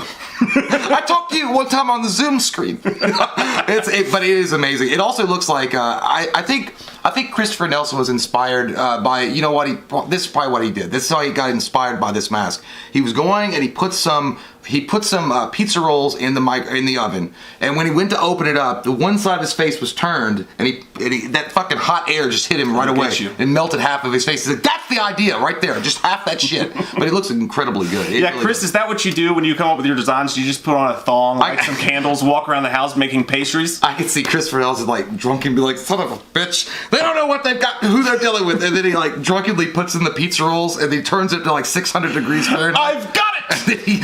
And then he gets into a fight with his girlfriend or whoever, and he's like, "Shut up!" And then he opens the oven and he goes, he's like, "Ah!" And then I now know what I must do. Yeah, it looks amazing though. Like the singer of songs will sing. But yeah, no. If you look at it up close, enhance, enhance. Now kiss. It looks amazing. That's what my girlfriend told me when I was trying to have sex with her. I didn't realize in the trailer that it actually got up in his hairline a little bit. Well, yeah, it burned the shit. He was in a basement full of fire. Yeah. And if you notice in the trailer, he comes out of the gun closet, which I think we've all assumed is that's how he survived. You just imagine Michael stood there at the end of Halloween 2018, right? And he stared at him creepily while he burnt, just to like freak him out. But the second they walked away, Michael was like, "Oh fuck!" Yeah. Dude, I was sitting here like this. I was imagining because I'm sitting in this chair and I was doing this when a lecture was looking away, and then I was waiting on you to come back, and it felt like I was in that scene in Batman Returns when he's sitting there, and then the bat signal goes, and then it shines up, and he's like, like the light hits his face. That was one of the coolest scenes ever. That was one of the coolest scenes ever. Like he's sitting in his bat cave, and it's like, oh, there's not been a crime since I killed the Joker, and then they need him again, and they dust off the old bat signal, and then that light hits his face. Holy shit! It's iconic as. Oh, where'd you go? Fuck, dude. Oh, there you go. Right here. But it's weird. And by the way, I love how people always talk about the Snyder Batman that he killed. Batman literally fucking he torched some people. He torched some peeps in that movie. What? I ran across the room. You did run across the room. Yes. Yeah, you did. Where's your mom? I'm pooping. She's taking big old duty. Taking big old poopy. Sometimes you gotta go and you gotta go. In her bathroom. Dude, you just ratted your mom out in front of all these people. You just told everybody that your mom was pooping. That's okay. We all poop. Okay, hey, we gotta finish, okay? Okay. Go play with your toys right there where I can see you. Okay? No. Okay. Go. Go. No, you gotta go. You must go. I love you. But other people don't see me. They did see you already, and they heard you say that your mommy was pooping. Well, you can't wait. All right. I gotta work. I know. You gotta let me finish, though, okay? Okay. Sorry, everybody. I don't really believe her though, because last I checked, girls don't poop. That's weird. That's what I heard. It's gonna be mortifying. What I heard. Oh my god. Oh man. Somewhere, yes, Halle Berry is clutching her Oscar, shitting a painful shit. Oh Lord, that was worth everything alone. Anyways, what were we talking about? Batman. Oh yeah. All I said was Batman Returns. I was like, people give shit to Zack Snyder all the time about Batman killing people, but literally in that movie, he torched motherfuckers and like killed multiple. I mean, Batman Returns, he fucked people. He killed the Joker on purpose at the end of Batman. Like he just let that motherfucker drop. And I know. Like he just let him die. Yeah, dude, and nobody, that was back before comic books were such a big thing, so nobody threw a stink. I mean, maybe there was some message room on AOL somewhere, or not even then by the time that was at, but where people would be like, oh my God, Batman doesn't kill. What is this? But so he cold-hearted looked at fucking Joker like at the end of Godfather. He was like, hey, can you let me off for old time's sake? And he was like, he just let him go. He's like, fuck you. He's like, you just try to kill me and my girlfriend. Oh, and you killed my parents. There's also so many scenes in The Dark Knight where he puts people in danger. Like he puts like civilians in danger, but nobody cared about that. It wasn't until Man of Steel came out where people were like, Superman didn't do anything to save those people. But it didn't work in The Dark Knight. I think I swear to God, I'm not, and I could be telling tales outside of school here too. But I think in Superman 3, I think Superman didn't he leave that one girl like he left them alone, like he left them to almost like kill themselves, like he didn't give a shit. I mean, he goes back, I think he saves them, but still, Superman was like, "Fuck you, I'm not gonna help you." I don't know. It's weird. Like again, I just think that's an unfair like criticism that people put on Zack Snyder with the fact, like specifically the Batman character. Like I'm like, you guys didn't say a fucking word when Tim Burton was like willy nilly killing people, and with Michael Keaton's Batman, not one thing was ever uttered.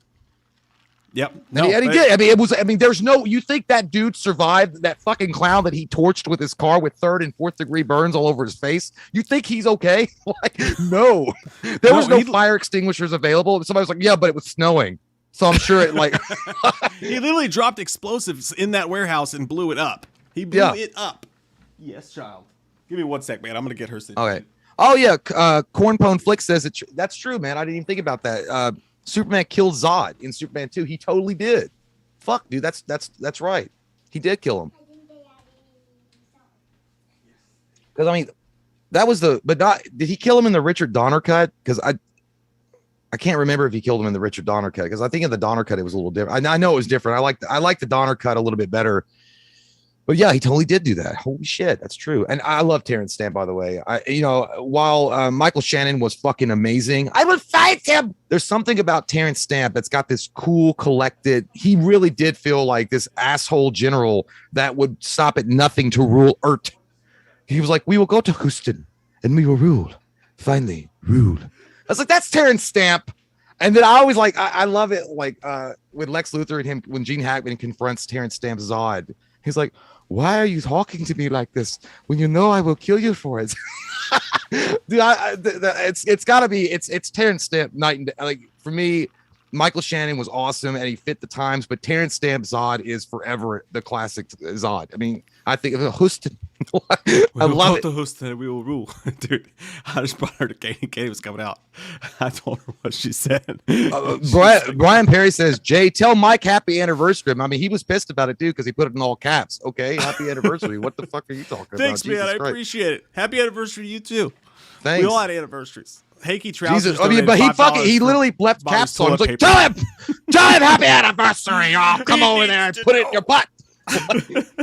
Jesus Christ, dude. Are you like the fucking hall monitor? Oh, stop running. That was fun. But anyway, there is actual Batman news.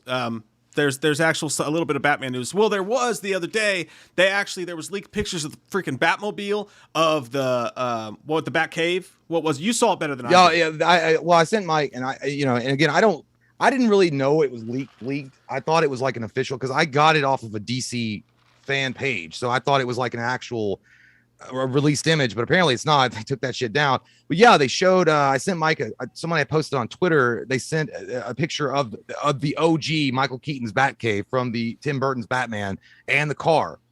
And what I found was interesting is that when you unfortunately got taken down, but what's interesting is when they say, "I like the design," it throws it back to that nostalgic feel of the Tim Burton car. So there are going to be, I feel like that was saying that there is slight variation to the vehicle, but overall, generally, it's going to look like the '89 Batmobile. But it's not going to look exactly like the Tim Burton car. But I was like, that's pretty dead on. I mean, I don't know, man. Like that looks fucking dead on to me. Yeah, and we can't show it here because everywhere it's been showed has been taken down due to copyright, but it looks like it to me, man, and that would be so sweet. Like, I don't know how much he's going to have in it, but just the fact that he's going to be in there, the Batmobile's going to be in there, Batcave's going to be there, oh my god, so sweet. So it's more of a Batman movie than it's a Flash movie at this point, and I'm okay with that. Dude, I really would love, I can't wait to see Michael Keaton turn around in that big-ass leather chair at the Batcave and be like, "Oh, you said let her in?" He goes, "Come on in, Alfred."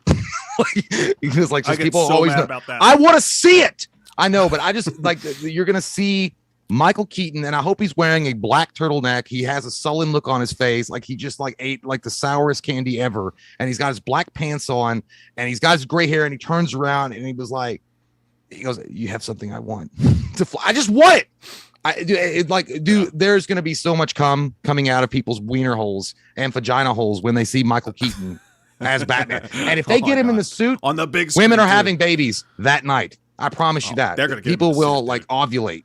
if he's not in the suit, I'm gonna be pissed. Oh, dude, and I hope it's that old school suit with like the that's what I mean. Helmet.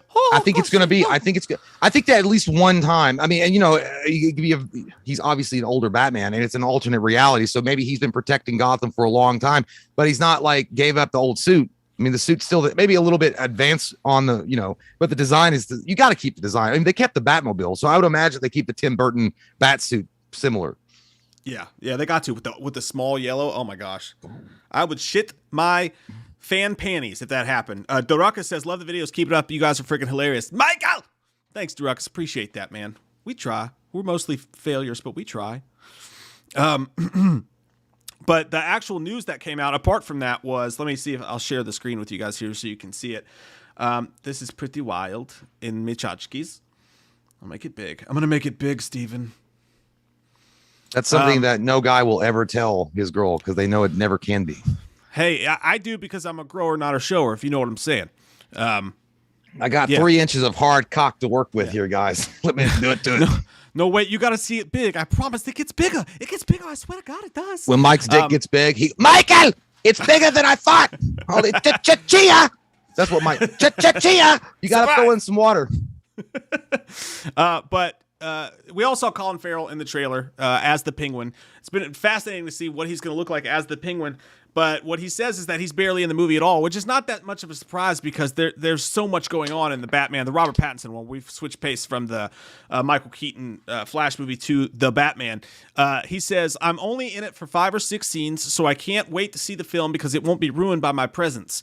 Really, it's a freebie to me. I'll get a little bit uncomfortable for the fucking 9 minutes I have, and then the rest of it, I cannot wait to see how Reeves brought this world to life." That kind of, I mean, it is what it is. I mean, I thought he was going to have a significant role in it, but it is, I mean, and it kind of sucks for him because that guy gained like 3,000 pounds. And he was eating, huh? I thought he gained some weight though. I thought he put on like 30 pounds for that fucking role. No, he did for another role for like an AMC show he's doing, but he mentions that in the article. He's like, originally he was like, I was going to, he's like, but then I had some health issues because the last time I did that, and he was like, it's not, he's like, it's a movie, man. It's not fucking worth it. He's like, but they designed me this awesome fat suit for me to wear. If he was in there fucking Dunkin' Donuts every goddamn day, eating them scones, eating some fucking glazed jelly donuts, and then he's like, fuck, they cut my roll. And I'm not talking about my jelly roll. I'm talking about my role in the movie. Like, oh, dude, I thought you were going to be like half in the movie. It's like, no, bro. And I just put on like 75 fucking pounds. I look like goddamn prime Danny DeVito. Like, what am I going to do with my life? But I got to work all this off. And it makes sense too, because think about it. Like, if he's going to be a future character, there's obviously they're talking about sequels, right? So you would think. So if he's only in it for 5 or 6 scenes in this one, and they set him up for a future character, they probably had that conversation where it's like, well, I'm not going to put on all this weight, lose all this weight, and then have to put it all back on for another sequel. So that tells you right there to me that in a future movie he may be the lead villain, depending on how he's reacted to. Which would be pretty rad. I'd be down with that. I like the casting is incredible, and having Colin Farrell play. I mean, Colin Farrell is an incredible actor just to begin. I mean, he's awesome. Really, and even because I never miss. I even liked him in that shitty Bullseye.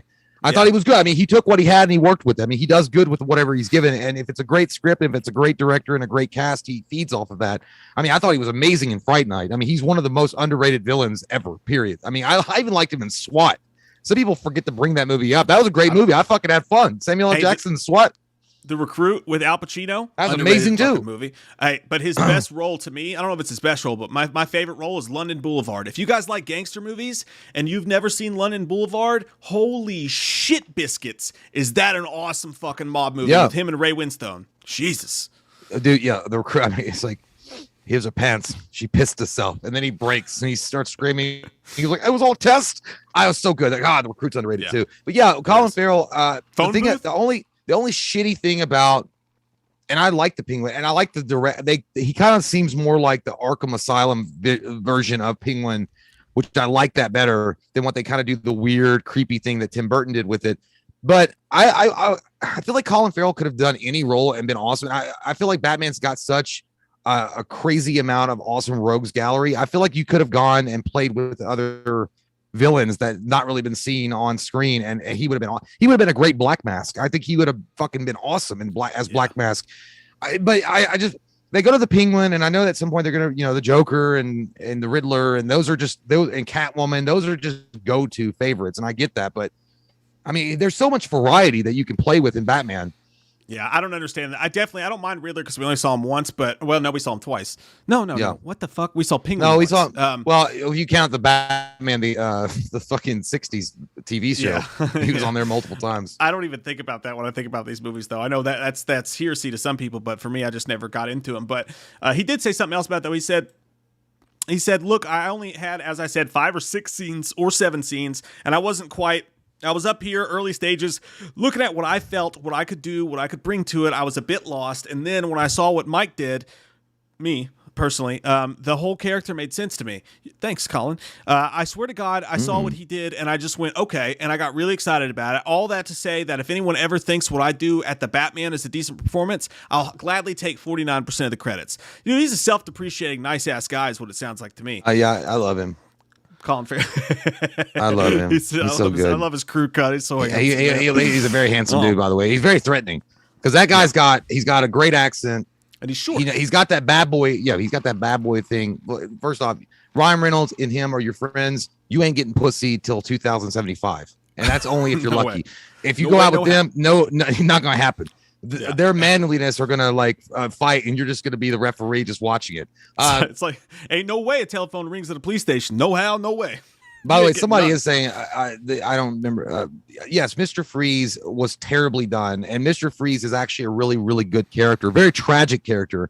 I think that they should do Mr. Freeze one more time and really bring respect to that character, because I love that. That character is honestly one of those few villains that you feel sorry for and you kind of relate to. You're like, I get what he's doing it for. It's not out of any kind of selfish desire to rule Gotham or to he's trying to save his fucking wife. That's literally what he's doing all of it for. And I mean, so it's a love story. I mean, that's what he's there. And even Bruce like Batman is even like, I get what he tries to help him, I think, at one point. So yeah, that Mr. Freeze would be a good one to come back and try. We'll always have Mask of the Phantasm if it doesn't work out. You know what I mean? He was great in the animated series. They did a good job with Mr. Freeze there. Gary Catlett says they just made it a 4-seater instead of a 2-seater. Torn of the Batmobile. So, okay, that makes sense. Thank you. For Skull Wolf sure. 700 says, are they even reading our comments? Yes, shitbag, I am. Like, did you say something interesting? Because all I saw that you said was like, you're wasting your breath, Jay, and you're wasting my time. Go suck my wiener. Jonathan Coleman, thanks, buddy. He says, hey, y'all, my cousin and her boyfriend are attending tonight. Dr. Loomis, can you please give us a pep talk about anything? Thanks, Jonathan. Appreciate it. Who is it? For Jonathan Coleman's cousin and boyfriend. Well, his cousin and her boyfriend. Jonathan Coleman, your cousin and the boyfriend, you want a pep talk about something. Okay, well, here's what I'm going to tell you. Mike and Jay read the goddamn comments. Okay? It may not come off lickety-split like you want. We're not magicians. Well, they're not magicians. They're not going to be like, what? You said something. What? What's that? They don't have goddamn cow prods up their butthole. That shocks them every time that someone says something. Dance, funny man, dance. I'm going to do it because I need to give you a pep talk. Here it is. Stop wasting my time and get back to smooching faces with your girlfriend, okay? Play your tonsil hockey. Shut up. Get a job and stop wasting time. What are you doing? You're looking over here on the computer screen, your friend, your cousin, say, hey, give me a pep talk. Oh, I need a pep. What the fuck are you wasting my time for? Huh? Stick your tongue in her mouth and shut it. And also brush your teeth. Because I can smell it over here. It smells like the inside of a sewer can. Okay? I thought Michael's breath was bad. Your shit smells like baked beans that expired 3 months ago. Okay? No, I'm kidding. Have a good one. Yeah, it's always weird. Like, there's not really. If you gave me like a general reason what you wanted a pep talk to, or if you're just gonna go off and like, I just give a pep talk in general, I don't know what to give it for. And when you take a shower, make sure you wash your crack. Make sure you get that Irish Spring. You go up and down the crack. You open the cheeks up. You let the water run down and flush all the duty particles away.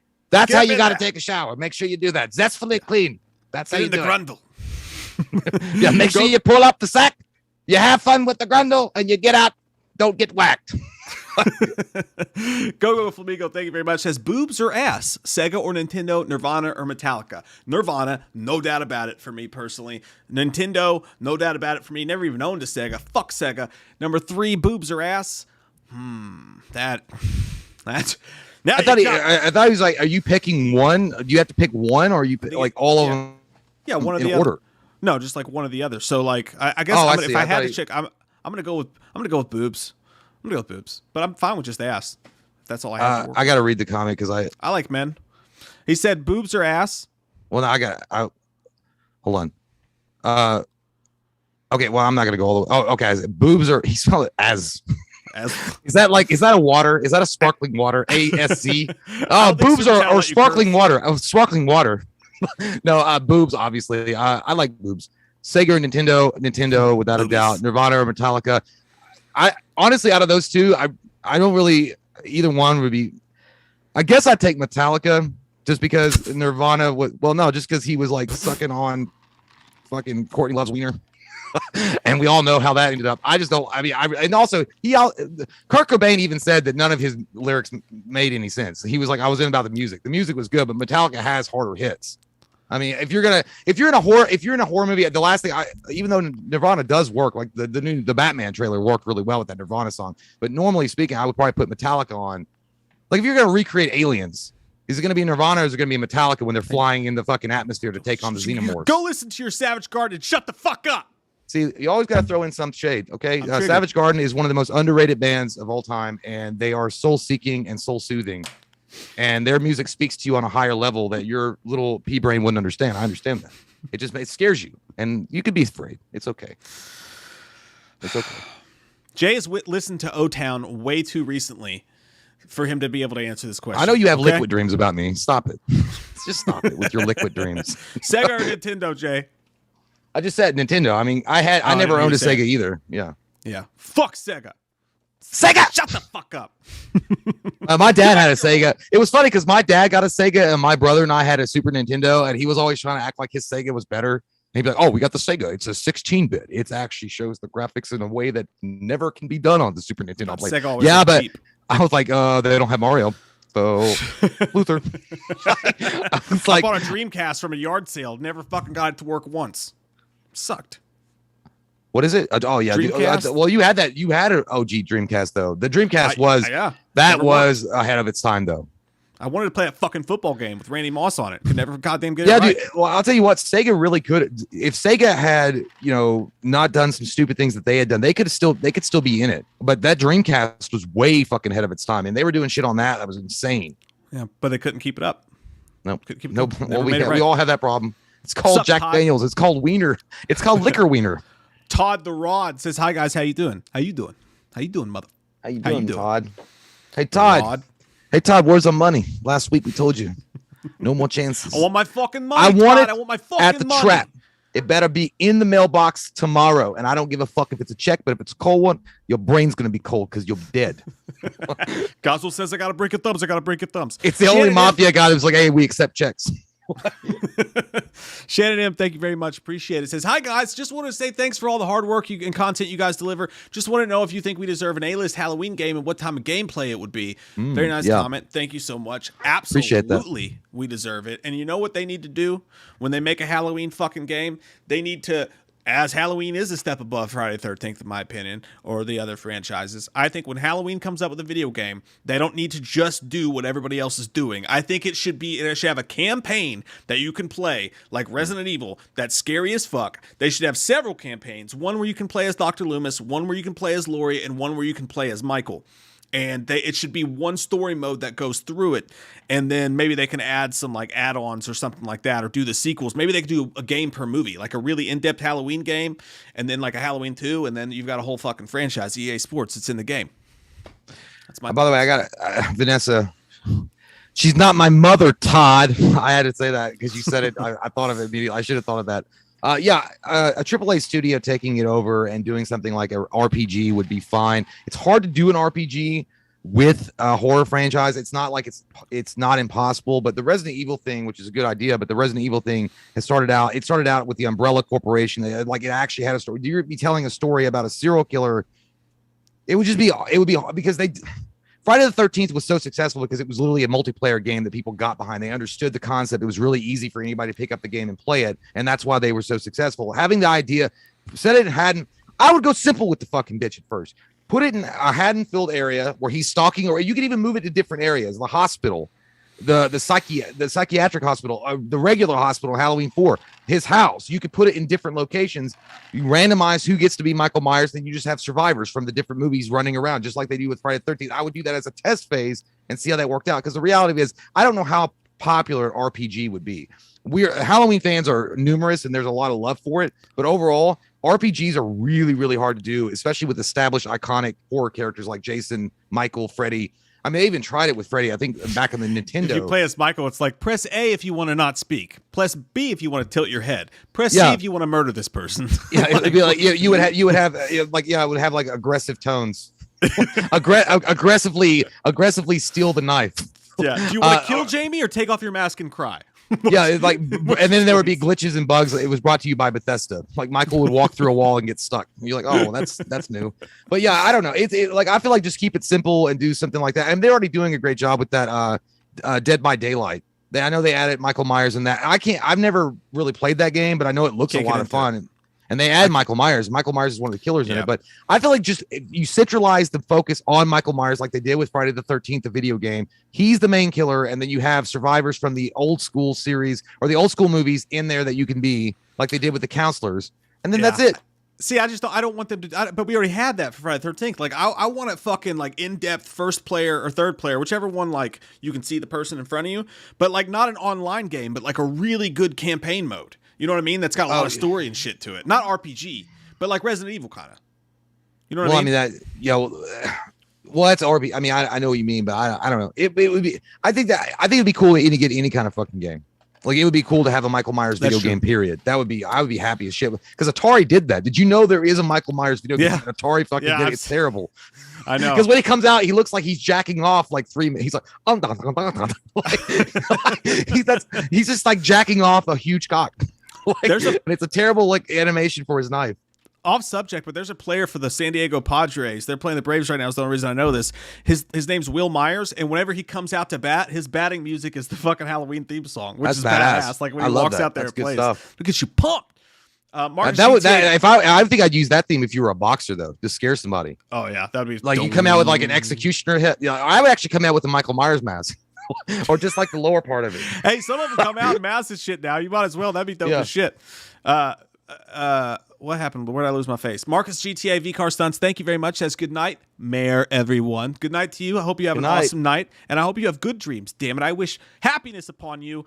Mando Viking says, wrapped up my work week today, starting my weekend by playing Skyrim and hanging out with Wham! Shout out to Dr. Loomis and Chalice. Love you guys. Love you. Hey, too, man. Thanks, man. That's badass because I'm in the middle of a playthrough right now through Skyrim. Also, it's like my 600th playthrough, and I've had to restart it because I'm adding mods and they keep crashing my fucking system, and I have to go through and take pictures of all the mods and rearrange them. It's a nightmare, dude. I swear. My 600-pound life, dude. It's terrible.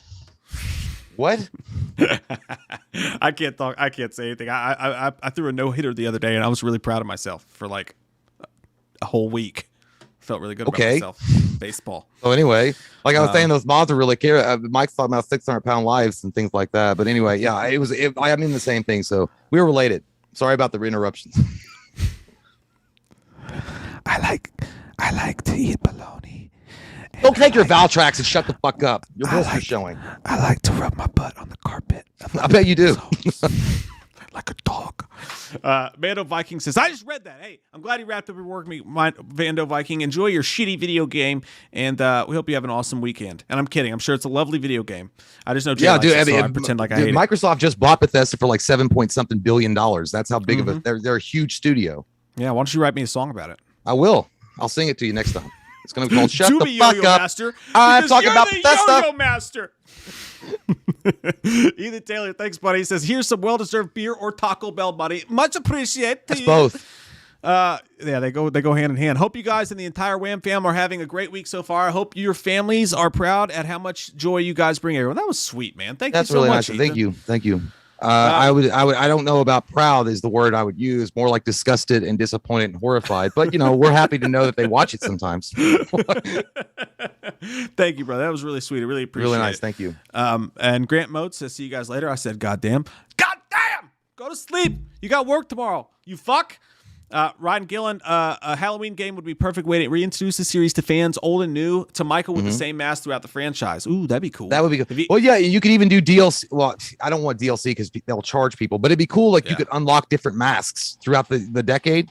Oh, yeah. Like if you had so many kills, then you'd be like, unlocked Halloween 4 data from Star Trek: The Next Generation mask. Wear this. I fucks with like that. I don't want that. And then when you have a really negative score, it'd be the Rob Zombie Halloween 2, where it's all ripped up and shit. Like that's not even a mask, bitch. Like hobo Michael Myers. The Rob Zombie's Halloween 2 downloadable gameplay. You just play as the what's his name, Joe Grizzly. You just play as Grizzly. That'd be cool. Read porn and you take shits, and that's basically a Rob Zombie movie for you. Every time you would unlock it, it would be like, you know, the first one would be obviously 78. Then you'd unlock Halloween 2, it'd be like 78, or no, it would be called Crimson Tears. And then Halloween 4, data from Star Trek. Halloween 5, old man in forest. Barber mask, mowing lawn, old man playing guitar. What? No. Oh shit! All right, guys, let's do this fucking Halloween Kills news. The main course of the evening, the main. I almost said appetizer. The main. Fuck. Let's get in Logan there. Hidesi says, just got a full time at my job and back from a road trip to Vermont for an old friend's wedding. Here's some cash. Hey, thank you. Thanks, Logan, man. Hey, congrats to your friends and congrats on getting full time at the job. It's fucking awesome, dude. Fuck yeah, man. Happy fucking times, man. That makes me happy for you. The Halloween Kills news that we're going to discuss tonight is very fucking interesting. Okay? Okay? Okay. We will look at the pictures that here. I'm gonna have to add this to it because I forgot to add it. There's a new picture. There's 3 new pictures, but only one of them's really new. One of them's of Michael holding up the firefighter, and one of them's of Lori in the back of the truck. But the only real fucking new one was of Michael holding Cameron by the throat, and it's a pretty badass looking picture. We'll start with that. I just got to add it to the thing here because that's when someone takes your last Michelob Ultra out of the refrigerator. You were looking forward to that. You're like, you motherfucker. You said you didn't drink it, but I could smell it on your lips. One thing we haven't got to talk about live on the show yet is this photo right here, which you'll see popping up on your screens in just a moment, is Michael holding Cameron by the throat, which, by the way, follow us on Twitter because we put this on the Twitter right when it came out. But it does look like he's saying, did you seriously throw her fucking phone in a vat of nacho cheese after making out with a hot cheetah right in front of her? You little fucker. It kind of looks like a father that just walked in on him like making out with his daughter, and he pulled him out and he was like, let me tell you something. In this house, the doors stay open, they're not locked, and there's definitely no kissing my daughter, you fuck. Now, can you repeat back to what I just said? Yes, sir. You said the doors are always open, they don't lock, and I'm not going to make out with your daughter. Exactamundo. That's why Michael looks like an enraged father that just fucking saw that. It's like, keep fucking with me. He's like, yeah, I have a soft spot. Keep fucking with me and you'll find out I have some hard spots too. And then he kisses him on the cheek like Deadpool. That came out wrong. Or is that, or it's like when you challenge your dad and you say, fuck you, dad. And your dad's like, exactly. You want the bull? You're going to get the horns, bitch. It's time for you to understand why I'm the big dick of this fucking family. Oh, Dad, I forgot. That's your face when it happens too. You're like, oh, fuck. Yeah, dude, that's exactly. Off Dad.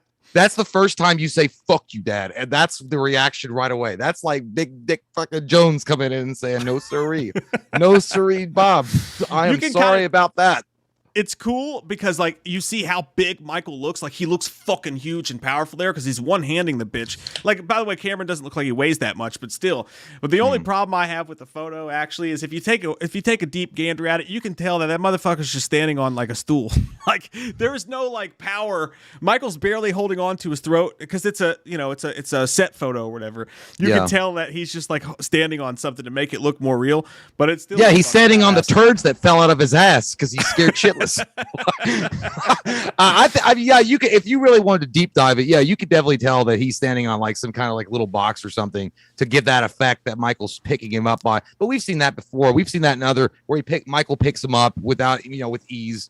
I think it's cool though. I think it's a cool looking image. It's a cool looking and also it gives me hope and just like a hymn in my soul that this motherfucker gets killed in the worst way. I want him to die in the worst way possible. And I hope this is like the moment right before it happens.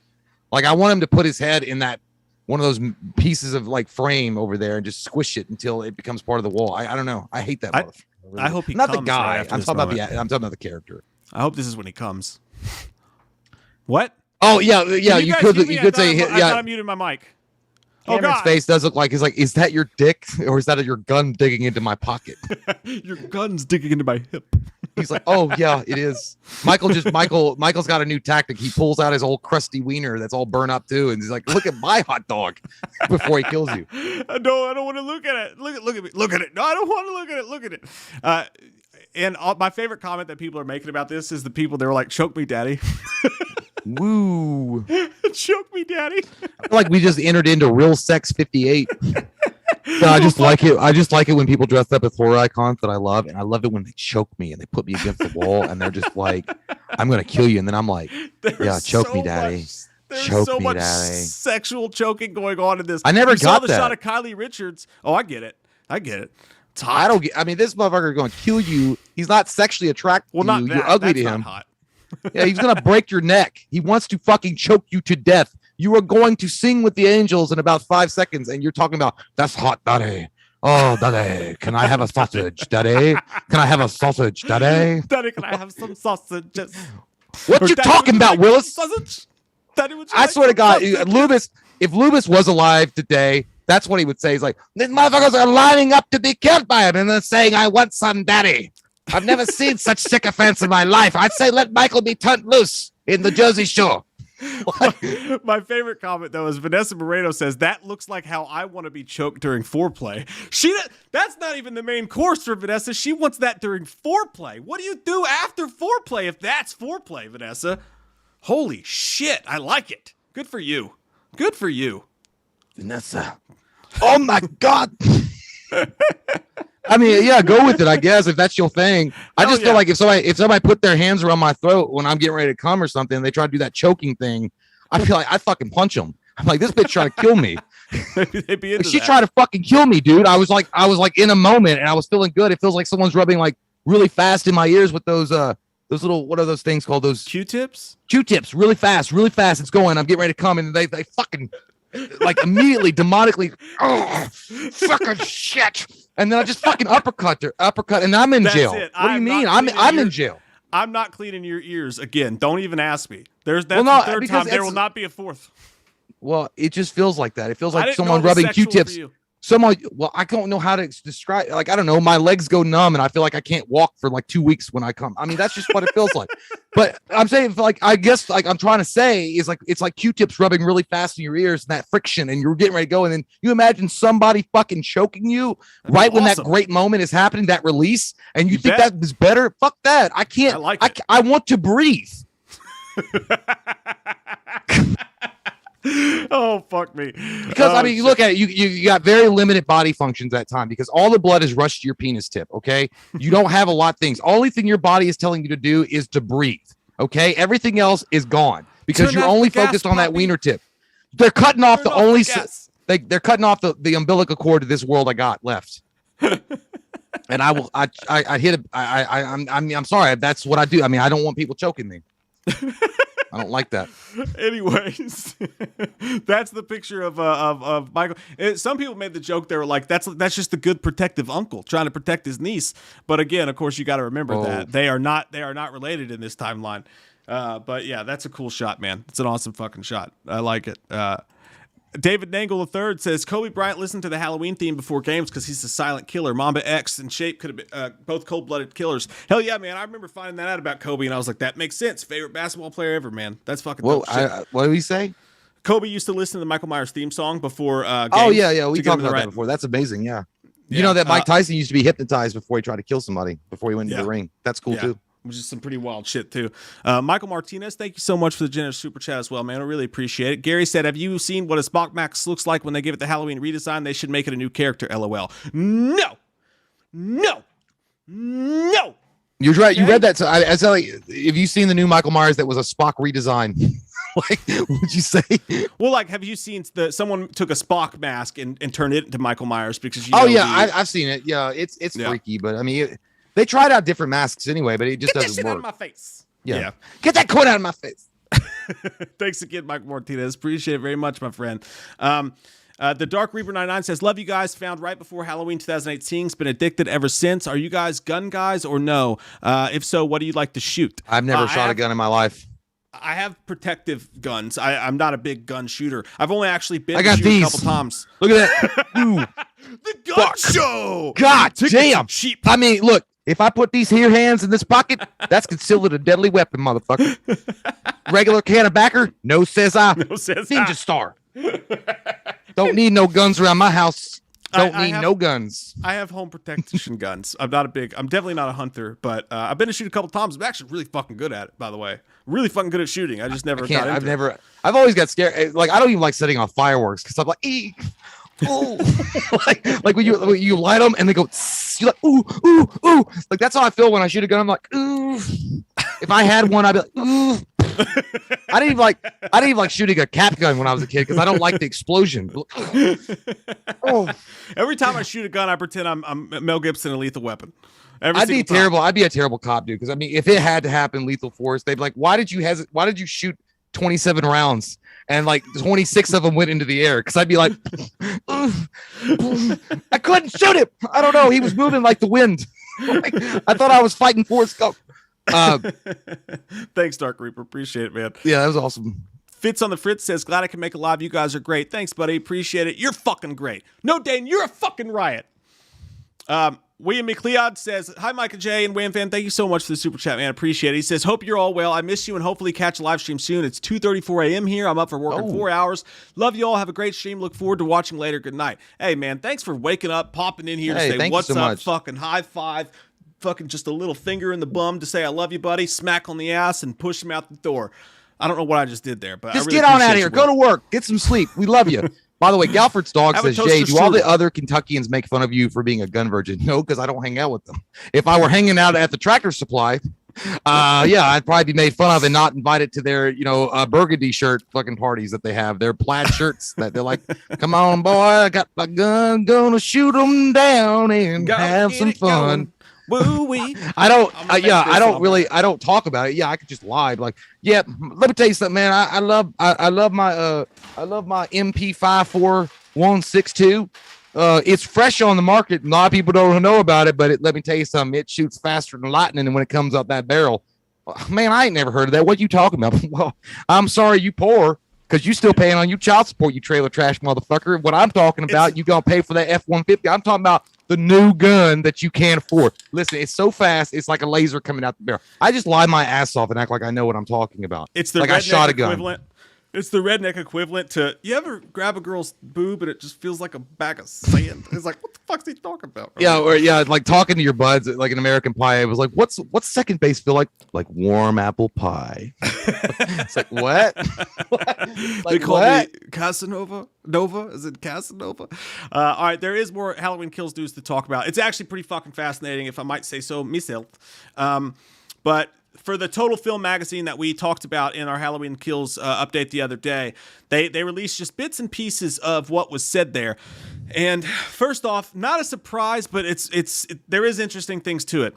Speaking about Halloween Ends, Jamie Lee Curtis tells Total Film magazine for its new issue out this Friday, I would say, given what I know about the next movie, I think it will be the last time that I will play her as Laurie Strode. She says, and I'm not saying something like, oh, because I die. It's nothing to do with that. I'm talking about emotionally.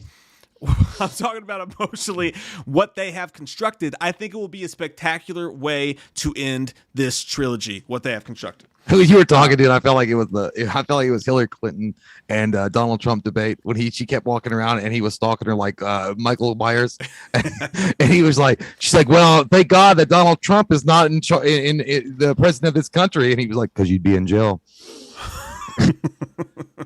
That's because he was like, I'm not saying that I'm gonna die in Halloween Ends. Like, wrong. It's called Halloween Ends. That's huge. That's a giveaway. Would you shut up, man? That's the end of the movie series. Your character is dead. You're old. You're crusty. Go back to Activia. So crusty. No, but yo, I'll tell you what.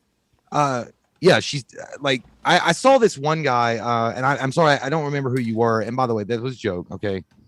So let's not all get mad about here and shit our pants about a joke about Donald Trump. It's a joke. and I can't remember his name. He was on Facebook and he said, wouldn't it be strange that in Halloween Ends, if they try to reconnect the family thing or the family dynamic with Laurie and Michael, and that's, I guess, like, I think someone actually they went on to, I didn't read the whole thing, I'm sorry, because I was in a rush, but something like Loomis hid the file that proved that Laurie was actually the sister to Myers, and that would explain why the obsession really kept going. So they kind of retcon even their own retcon in the Halloween Ends, and that they actually were related. And then he winds up killing her. She kills him.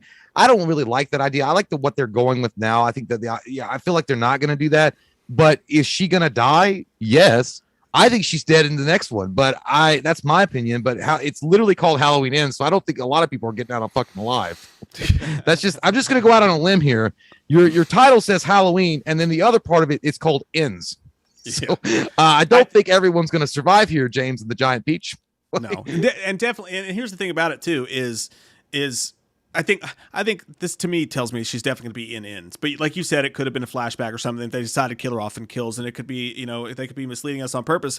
What I think is actually more interesting about this, like, I don't think anybody in their right Kakinga thought that Jamie Lee Curtis was going to come back after Halloween Ends for whatever else they do with Halloween next. I think we all thought she's definitely done after this. 3 more movies when we thought H2O was the last one. We thought, first of all, 2 was the next one. Last one, we thought Resurrection was the last one. Definitely never saw her come back for 3 more movies. And for sure as fuck not going to come back after that. What's surprising to me is that she says, is that she actually seems unsure herself if she's done.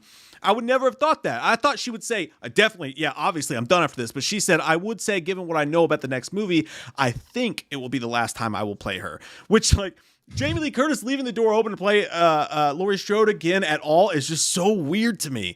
Like, and I obviously think that this is for the best, that she doesn't. Nothing against her. She's been amazing. She's been amazing in these movies. But, like, whatever happens next, after these 3 movies, I really want Halloween to continue, but they got to continue with the new story. Michael's got to evolve. He can't just be Michael Laurie anymore. I've said it before, and I said it about Scream. It's time to move on from your main characters. I mean, that's the way you got to survive. I've literally gone on record said that. Jamie Lee Curtis, I think she's done with it. She was done with it with Halloween H2O, and they brought her back with a great script for the trilogy. But she needs to go. I mean, if you cannot have a sustainable future telling the same exact fucking story over and over again, especially with something as iconic and amazing as Michael Myers is, as the horror icon that he is. I think she dies in the next movie, and I think that she's probably having some kind of flashbacks, or it's possible that she's comatose in the 3rd film, and that, maybe they do like some flashbacks while she's comatose. And I don't want her to go out that way. I'd rather her go out in a very big giant, like I've said this before, the vampire taking on, the hunter, very much. I don't know what Van Helsing. I'm saying. Van Helsing, very much Van Helsing and Dracula. I wanted to go out that way, and of course, I say the same thing about Nev Kimmel. I know people want to bring them back and yada yada yada. Sing me a song. They've literally been in 4 movies. That's Jamie Lee Curtis up to this point. She had been in Halloween 1, Halloween 2, H2O. H2O was supposed to be the last movie. That was supposed to be it. She literally decapitated him, and then they had to do this whole retcon thing. She comes back for a terrible fucking Halloween Resurrection, and we saw how all that went. I feel like I feel like she's got to go. I mean, and I think the sooner the better. And I think they're setting up Allison to be the next Scream Queen. They're setting her up to be the next one that takes over for Laurie, and they're gonna do some amazing shit in Halloween Kills. And I think you're gonna have the finale there with her, and then the next parts. The 3rd one is probably I'm gonna go out on a limb here, and it's either gonna be just flashbacks. They may de-age her. I don't know. I think that's stupid, but they may. With scenes with Michael, or it could be just her talking to Allison and trying to prepare her to take, that this terrible boogeyman is out there and it's going to come back. I don't know. But I mean, there's no way that anybody really can be mad that she's going to go. No, I think it's definitely time to move on from Laurie Strode after Halloween Ends. I think, we have different thoughts, schools of thoughts on that. I think she definitely makes it to Ends, maybe dies even in the beginning of Ends. But either way, I think we're going to see her die. I think we're going to see her die. If I'm right, somebody owes me a Coke Vanilla. Yeah, we got to start figuring out a way to make these bets before the movie comes out. Here's what we'll do, guys. Before the movie comes out, we will make a video and we will go back. It'll be like a review, like at the end of a chapter in a book. We will go back and we will revisit every what's the word I'm Prediction? looking for? Prediction, yeah, that we each had for Halloween, and between now and then we'll think of some bets, like nothing crazy, but just something funny that we'll do. Good luck, because I think we've changed them a lot, because alcohol's a bitch. You can have one stream where you're like, I think that we've consistently said, though, I think we've been on point consistently saying, I think that she dies in Halloween Kills. Mike thinks she makes it to Halloween Ends. But yeah, that'll be fun. And again, I don't get me wrong, it's not like I don't like Jamie Lee Curtis or anything like that, but like as a fan of hers and as a fan of Laurie Strode, at some point you got to say goodbye. And it like honestly, you could even make the case that she could have died in the Halloween 2018 and then moved forward with the new heroes to finish up the trilogy. So like I was gonna say like Han Solo, but what? No. Han. No, you put that bad baby, you put it away. One more piece of news from Halloween Kills. To me, the most fascinating of all of this.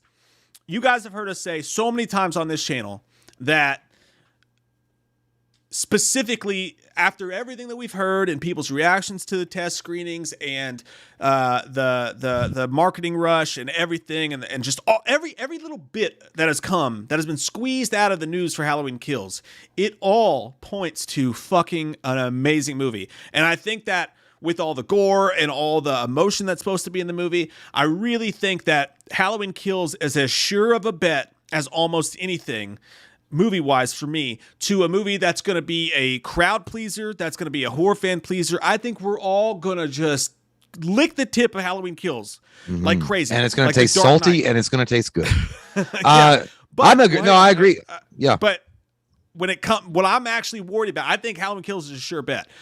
What I'm worried about, and it's not because I have any doubts at all about Blumhouse or David Gordon Green or any of the people working on the film. I have trust in them. It's not that I think it'll be bad. What I am concerned about, what I think is going to be the most divisive film of the trilogy, is no doubt going to be Halloween Ends, because it's not going to be this crazy, wild fucking bloodbath. They're going to have to sow the oats. They're going to have to wrap it up, and they're going to do some shit. And I feel like whatever they do, it's going to piss people off. Nobody's going to get exactly what they want. No, and I think we've had this discussion before as well. It's very similar to me, in my opinion, in the same argument that happens when you talk to hardcore fans that have never touched a boobie in their life. I have touched boobies, but it was a long time. It was a long time before I did it. Okay. But when you talk to hardcore fans of Star Wars, for example, the original trilogy, the OG trilogy, when you get to Empire Strikes Back and Return of the Jedi, Empire Strikes Back is the meat and potatoes of that trilogy. Like, it's the dark part of it. Like, it's the dramatic part. There's a lot of emotion there. It takes you to the highest and it takes you to the lowest. I mean, I love you. I know. And then carbonite freeze, bitch. Boba Fett ship done. Like, you get these, and then it ends on a terrible note. It ends on a sad note. And then you get Return of the Jedi, which wraps it all up, and it ends on a happy note. I think that's exactly what's going to happen with Halloween Kills. Halloween Kills is going to be such an incredible flick. I think it's going to be an amazing movie. I think it's going to be on par with something like Empire Strikes Back, where it's going to be a roller coaster of emotion. And they've even said that. They've even said it's probably the most emotional. Like, there are going to be people fucking crying in the theater probably just because these characters. And that's why I said that Jamie Lee Curtis may die. They're going to be saying goodbye to these beloved characters, or they're going to be saying goodbye to maybe a beloved character in the 2018 that they like, or whatever the case may be. But they said there's a lot of emotion involved in Halloween Kills. When you get to Halloween Ends, I feel it's no different to me. Also, you look at Dark Knight Rises. Dark Knight Rises came on the heels of The Dark Knight, and it was fucking widely. Everybody loved it. Heath Ledger unfortunately lost his life. I'm not saying that added to the film's mystique, but it kind of did. But it was so well done, and it was so incredible the way they shot that. And Heath Ledger was so monumental as Joker that's what people talked about. So anything that came after that was going to be hard. I think that Halloween Ends is going to have the same kind of conclusion. It's not going to be high octane action. It's not going to be super, super duper emotional. It's not going to be the highs and the lows. Like, Halloween Kills is going to get you there. It's going to get you off. It's going to jack you off. And then it's going to say, I'm going to take you home and call you an Uber. Halloween Ends is going to be like, I'm not even going to call you an Uber. I fucked you. Now get out of my house. That's how it's going to be. But it's still going to be a good ending. And I think that it's going to be one of those movies, though, that at the end, people are going to afterwards. They're going to say, oh yeah, you know what? Halloween Ends was really good. Halloween Ends might be my second favorite one. They might put Halloween Kills, Halloween Ends, then Halloween 2018. But I think at first you all were saying it right. You're like, do you think there's unneeded pressure? Do you think there's like a lot of pressure being put on the Spider-Man movie? I mean, do you imagine the pressure that's going to be put on Halloween Ends? I mean, you're telling a story of a horror icon, and like you're going to have to end it. And I feel like Halloween Ends is going to be that case. And we're both completely in agreement on that, because I think it's not easy, but they're going to please people with Halloween Kills. And then when Halloween Ends is left with the proverbial, like, Halloween 5 happened, like, hey, let's just do all this crazy shit. Well, something had to come tie that up. We already know this is a movie that's going to tie it up. And they have a big responsibility, and they have a lot of pressure on them. And I do put a gun to my head, bet my life on it. If I had to right now, I'd say I think Halloween Ends is going to be fucking amazing. But there's a whole lot of stuff that's going to be up in the air. It's not going to be what Halloween Kills is going to be. Yeah. And that is the movie I'm concerned about, if I was concerned about anything in a positive way. But let me get to what I was saying when I started this whole fucking diatribe is Jay and I have been saying what we just said for a while. Like, you do run the risk if Halloween Kills is the Dark Knight of this trilogy, and that puts Halloween Ends in the crosshairs to be the Dark Knight Rises, which is a very controversial. You love it's an underrated movie though, right? At the end of the day, it is, but it had so much fucking pressure on it and hype. But what I'm about to read to you really just affirms what Jay and I have been saying, which is why we went back through that. But producer Maleka Cod hints that, in his words here, quotation marks, the last one is going to be way more contained, while director David Gordon Green suggests that Halloween Ends will be a departure from what came before. Again, this goes right in line with what we were saying. Halloween Kills is going to be balls to the wall. It's going to be crazy. I fear people are going to walk into Halloween Ends expecting that, and they're going to get an emotional tying up of this trilogy. It's like when your beloved wife takes off the veil, and you're like, fuck. Shit, I thought not enough whiskey. David Gordon Green went on to say about it, he says, I get engaged by doing something different. If I was just going to be repetitive, I would hand the reins off to someone else. When you have that opportunity within an established franchise, it's really fun to think about how you can show different tones and perspectives and evolve. So if you wanted to be a negative Nancy about it, I'll just play devil's advocate. I could read that and be like, man, they are already, Halloween Kills hasn't even been out yet, and they are already kind of doing PR to let people know, hey, that's smart. Whatever you see in Halloween Kills you like, it's going to be very different with Ends. So do not expect what you got in Kills and Ends. And like you said, maybe in a positive like that is smart. In a negative way, they're worried that people are going to be pissed at what happens in Halloween Ends. It's not Halloween Kills. I mean, what I'm walking away after reading the article, what I'm getting is the fact that, look, you're going to say there's a lot of hardcore action that happens at Halloween Kills. It's amazing. You're going to get a very feral Michael. It's going to be nonstop. You're going to get all these crazy moments and crazy scenes, some of the best death scenes you've ever seen. It's going to be awesome. Holy shit.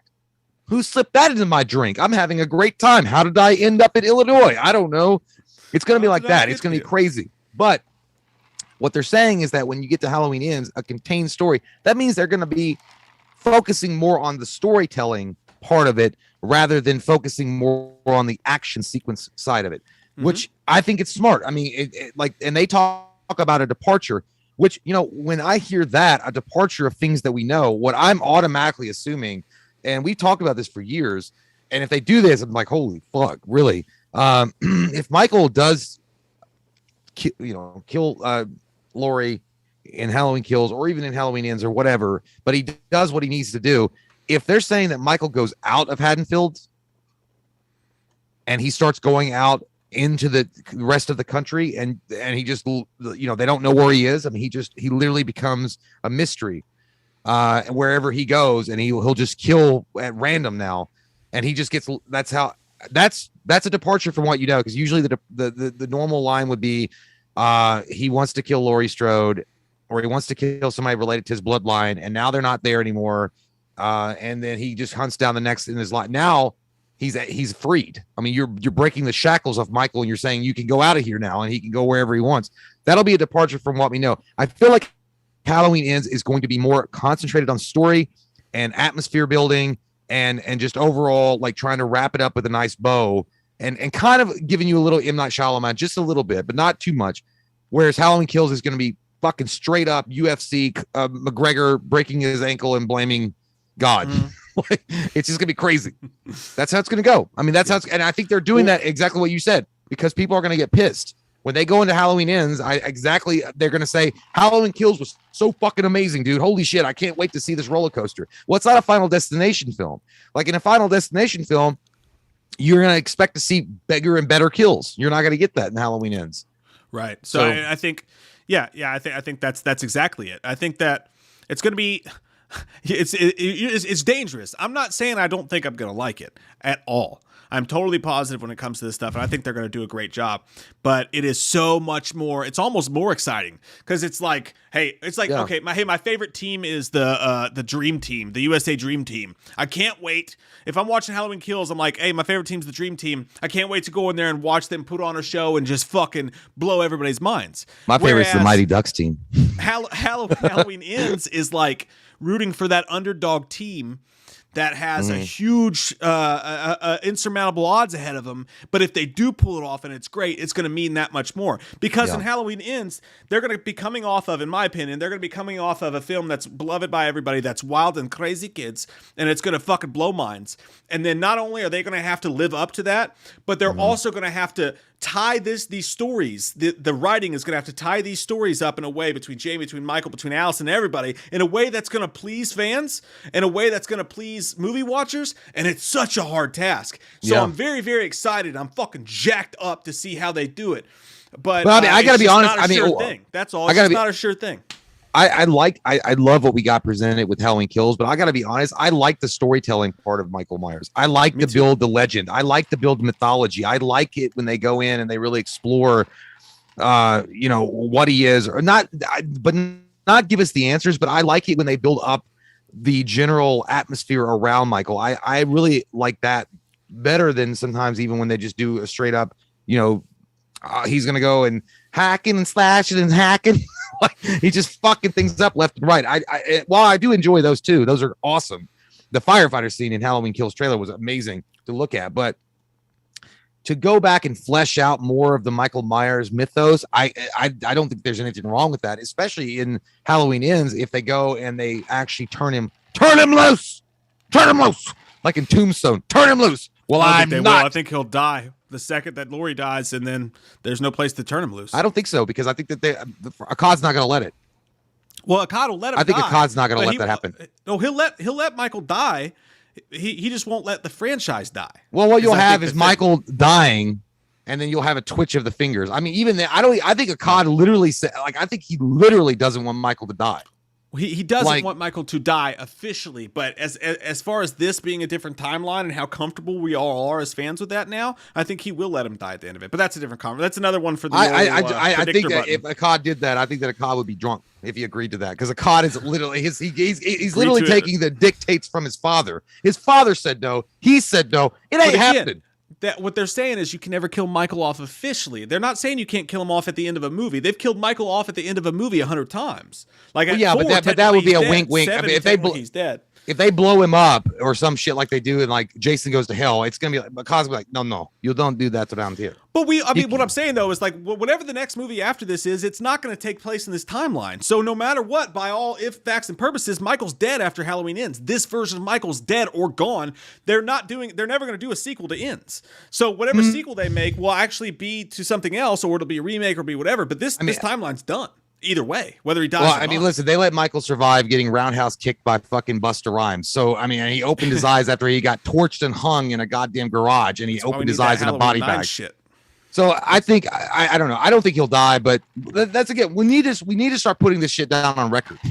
I swear to God, if the camera zooms in, like his fucking little burn ass, like 3 fingers twitches. Let me rephrase that though. At the same time, you might be right. I think that maybe because if they want to do it in the spirit of the original Halloween, where like it's all over and Laurie's story's done and Allison's story, everybody's story's done, but at the end of it, you still hear Michael breathing or see the twitch of the fingers or whatever. I think that's possible, but all I'm saying is that no matter what, you're never going to see the James Jude Courtney, this Blumhouse Michael Myers again. So if they killed him off, it wouldn't be, in essence, actually killing him off. I'm seeing some interesting conversation going on in that chat. I got to say, I like it. I like this crazy shit. They're like, what if Michael just wins? What if they say, let him win? He kills Lori. He does what he needs to do, and he walks off in the fucking sunset, drops his mask, and just walks away. I like that. Okay. I like that. Let him win. Let him go. Yes. Let my people go. Darkness. Yes. I would say beseeches upon that would blow people's minds away, because you never really seen where Michael has succeeded ever. Yeah. Not really. So if he were to kill Laurie Strode or whatever he needed to do, and then you see him drop the knife and drop the mask, kind of like what he did at the beginning of Halloween Resurrection. And but in this one, it's way cooler and it's way better. Those nips are getting hard, and I know they're ready to be lactated. I'm liking this, Steven. You walk off, or he gets in the car, the old looking station wagon from the first one, and he just drives away. Like maybe it's been in his garage for a while. He's just like, it's a collector. I've been keeping it. I knew this day would come. That's it, and it just says Halloween ends, and that's it. And then you get a little fall leaves falling, and that's it. And people will be like, because I would love it, because people are going to get mad because they're like, oh, I can't believe the bad guy wins, or because they always want the resolution where the good guys come out on top. This would fucking blow people's minds, dude. It's gonna get fucking wild. That's what I'm saying. We know Halloween Kills is gonna be great, so we're pumped about it. But when Halloween Ends comes up, it's gonna be the last one, and we're gonna have so many questions, and we're gonna need him answered. We're gonna need him answered the way we need him answered. The fucking anticipation for Halloween Ends when it comes is gonna be at an all-time high. It really it's gonna be fucking nuts, dude. And then to discover okay, what the fuck do we do now? What do we do now? How long are we gonna have to sit in silence after? We have to wait for that Jason. We have to wait for that Jason movie. That is gonna be so depressing. That's the end of football season. We're God damn, it's gonna be fucking 6 months before I see football again. For hardcore football fans, that's what it's gonna feel like times 1,000 for Michael Myers fans. Oh my god, you never know, man. The stakes are so high. The Accods, he could streamline a new Halloween really fast. He'd be like, I hope. All right, it's fucking pumped up. Let's do it. Do it. That's when Shredder was like, give them all of it. He goes, they're stupid. He goes, so they're not stupid, they're babies. He's like, they're idiots. I feel like he's just gonna be he goes, it's the ooze. He drank all of it. He's a super Shredder. I think that Akkad will streamline the fuck out of that movie, because Halloween Ends is gonna be, I think it's gonna be magnifical. And he's gonna be like, all right, year and a half, get Halloween 9 done. Halloween 9, year and a half. You're fired if you say no. I can see it happening. Man, it's going to be crazy. But that's Halloween Kills news. Again, Maleka Cod saying this last one's going to be way more contained. David Gordon Green coming out trying to set the tone, letting people know before the movie's even out that Halloween Ends is going to be so much different. Please don't expect what you got in Kills and Ends. It's fucking fascinating, and it gets the people going. It's why I love this goddamn franchise so fucking much, man. I really do. Let's answer these last couple super chats and get the fuck out of here. Sean Davis, thanks, buddy. The old pantsless one. He says, hey, ladies, I'm not wearing pants. I haven't worn any all day, and I went out twice. Unleash your power. Hashtag, technically, Michael Myers doesn't wear pants. He's right. He doesn't wear underwear. No, I mean, he's commando. He's had his old schlong just flopping around in any gas station attendant jumpsuit he's ever. Oh, yes. That's gross too, by the way. Imagine he's put his cock on the inside of those jumpsuits, and those other guys. He's rubbed wieners with a lot of gas station attendants over the years. But whatever. Yeah. By the way, Sean, you must pay the respects to Sean Davis. Mike said the pantsless one and the wise one. He's a great man. He expects you to pay them his tributes. Latrell 316 says, hey, you sexy fucks, Giggle Bush on deck. I hope you enjoy smoking that shit, and I hope you have a great fucking time. Don't freak out. Hanky Trousers 8 says, what did he say? He says, Giggle Bush on deck. Oh, yeah. That's some good in the stuff. batter circle, ready to... You smoke the shit out of that. I don't know baseball. Fucking smoke it. That sounds like pussy shit. You better fucking snort some cocaine, you asshole. What are you doing? Talking about Giggle Bushing. It says, I made the mistake of seeing Spaceballs first, so Star Wars was always unfunny Spaceballs to me. That'll get you. Actually, yeah. Your Schwartz is big as mine. Yeah, seeing Spaceballs first would totally fuck up your vision of Star Wars. I'll tell you what. Look, Spaceballs is that's a movie. Spaceballs Part 2. Let me have it. Unfortunately, John Candy's gone. We can't get him back as Barf. but holy fuck, that movie is incredibly good. It's probably my favorite one ever. We still have Bill Pullman. That's what I'm saying. Like he could come back as Lone Star. Shit. Light it up. It's like yogurt. I hate yogurt, even with strawberries. Rick Moranis, you could get Rick Moranis to come back as Dark Helmet. Yeah, he wouldn't do it though. He doesn't. He's I don't retired. know. Kelly Osgood says, "Hey guys, what's up? What's up, Kelly? Good to see you. Thank you so much." Don Harrison with the pumpkin. Thank you, Don. Appreciate that very much. Ash Lockhart, what's up to you as well? Regardless of the Halloween reboot, I still love all the other Halloweens with Jamie and Thorne. I never thought Halloween needed a reboot, but I'm okay with them. Love you guys. Same, buddy. Yeah. And love you too. I just love fucking Halloween. We've talked I about love that. The movies. Yeah. Yeah, we both have, and we've talked about that before. We would have been fine if they had never rebooted it and they had gone from Halloween 9. I just want a Halloween movie. I don't give a fuck what it is. I don't want Rob Zombie touching it anymore because he's proved that, yes, herpes can be transferred through film. So I don't want that experience ever again. And that means Halloween 2. Commercial. Have you been affected by glossoglaucoma? Halloween 2 that for was Rob literally Zombie films. Yeah, have you Halloween watched a 2 Rob was, Zombie film and experienced herpes? Yeah. Sorry, I fucked it was a cinematic herpes. Halloween 2 was a cinematic herpes. And look, you it made didn't me go away for a entitled long to time. compensation. Yeah. I can't wait for Rob Zombie to come on the show one day and be like, I fucking hate both of you, and I wrote a voodoo song about you. I wish. I'm like, oh, did you? Is your I would wife love to starring talk in to it? Is she naked on a unicorn? Jonathan Mann says, "Did you guys sit at lunch together in high school? Also, who would you have play Mr. Freeze if they cast the character?" We actually didn't sit together we were barely in high school at all together because you guys were at like a Christian school or something. No, I came into high school. Well, I was the only one stuck in the public school system nonstop. No, Mike, I was in there. I'm a year older than Mike.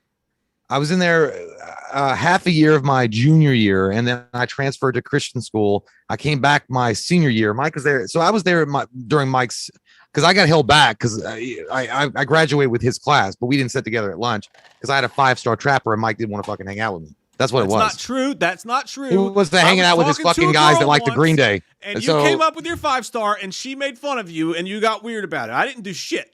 He wanted to hang up there with the people that like Green Day. He goes, I am one of those neurotic. That's what he was doing. But it was. We didn't really hang out at lunch. But I don't know what was the second part of the question. You were only you were probably in school the same day as me like 4 times. The entire time we were in school together. What was the second part of the question? It was also, who would you have play Mr. Freeze if they casted his character? Oh, that's a good one. You got to pick someone that's really like got a good lovey face on him, because you got to have a good emotion going through Arnold. Yeah, he'll be the killer. Like, look at the dinosaurs. Yeah, I believe that line. The dude that played, I think he would be. I really do. I think he could rock Mr. Freeze really well. The jacket. Adrian Brody. Yeah. I think Adrian Brody would have been a great Joker. I think Adrian Brody is able to express emotion really well. And I feel like, Mr. Freeze is literally a broken dude. And I feel like Adrian Brody could pull that off easily. I feel like there's so many people that could pull off him, because it's such a open-ended character. Like in some of the shows, he looks old and he looks like Adam Silver, the NBA commissioner. He's an old guy. But then you could also you had Arnold play him. So there's this whole spectrum. I'm just gonna go random and be like fucking Daniel Craig. I'd like to see Daniel Craig play. I saw Christian Slater. I mean, he's not done shit for a million years. And then someone said Mark Strong. That's interesting. And then Bryan Cranston. But Bryan Cranston's also, he's becoming like Tom Hardy. I think Bryan Cranston would be a great Lex Luthor. But that's and he would. I mean, Bryan Cranston literally could be cast in any role where it's an older gentleman that has a tragic event that he has to deal with. But yeah, I just want something different. So there's a lot of people that could play that role, man. Joe Fitz, thanks, buddy, says, as long as there's no white horses and Michael Myers talking, I think it will be amazing. Great point. There's a low bar when you talk about the worst. It's gonna be between here and here. There's no fucking doubt, dude. You can't do worse than the fucking white horse bullshit. You really can't. Gary Catlett says, I think we need Michael's brother with a Spock mask, LOL. Yeah, a team, a fucking tag team comes in there. Oh, God. Oh, God. That's the kind of thing that's please, no. I would cry. They call him motherfuckers. They call him the motherfuckers the Haddonfield Heat. Instead of the Harlem Heat, the Haddonfield Heat.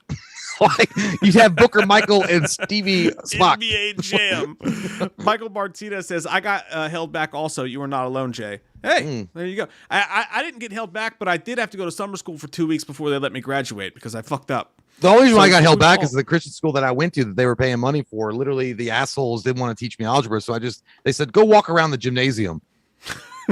That's literally all I did, dude. Because they wouldn't let me in the class because they're like with the other kids. They were like, "Oh, you're so far behind. Don't worry about it." I'm like, "That's a real Christian attitude, you sons of bitches, you fucking Judas." So I literally walked away, dude. That algebra class, every period I'd walk around, and then we would have parent teacher night, and they'd be like, "Well, he's just not doing his work." I was like, "He literally kicked me out of his fucking classroom and told me to walk around the gymnasium every day." That's why we work together so well. I failed geometry twice. So, yeah, we're not doing math here. Vinny C, hey, I'll start a YouTube channel and I'll show all you little people. That's what we scream. Vinny C says, what do you call it when Michael Myers walks down the Walk of Fame? A Star Trek. Oh. A Star Trek. I like what you've done. Engage. Engage. Latrell 316 says, would y'all like to see a James Wan Halloween? I'd be into that. Yeah. I would. I wouldn't say no. It would I be wouldn't kick it interesting. out of bed for eating crackers. Well, that's a James Wan. That would be. You know what? I think that James Wan really would focus on the supernatural part of it, though. You know that script that we read, maybe where they had Michael as a little kid, and they knew he was doing shit like that voodoo shit. We did a script review for it, but it was focused on Michael Myers as a little kid in the psychiatric unit, and he was literally causing these deaths. Of like children and stuff that disagreed with him. I feel like that's what James Wan would focus on. Yeah, he would focus more on the actual Celtic curse and that kind of stuff. I can't answer that. But yeah, no, I totally agree with you. By the way, I'd be down with it. I'd be hesitant. I'd be like, oh my god. What can't you answer, Mike? That you're so worked up about? No, it's nothing. It's not as interesting as I made it seem. Trust me. But James Wan, you wouldn't say no to him. Like I said, you wouldn't kick him out of bed for eating crackers. You wouldn't say no to a James Wan. But I would be a little bit nervous. Like, I need my regular, I don't need any CGI weird shit like you said. And don't go too supernatural with it. But James Wan could pull it the fuck off. He's amazing. That's the fucking show, Jay. That was a great show. I'm actually literally going through to find out what you can't answer. It's not even interesting. It's not even interesting. I'll tell you. You made it sound, and I can't fucking not look at it. I can't not look at it. Interesting.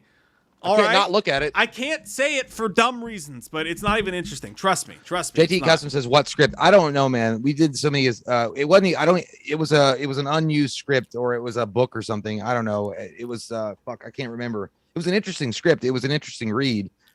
You'd have to go back, man. I mean, we have them all set up in the channel, or you can just look up script reviews. So it's on there somewhere.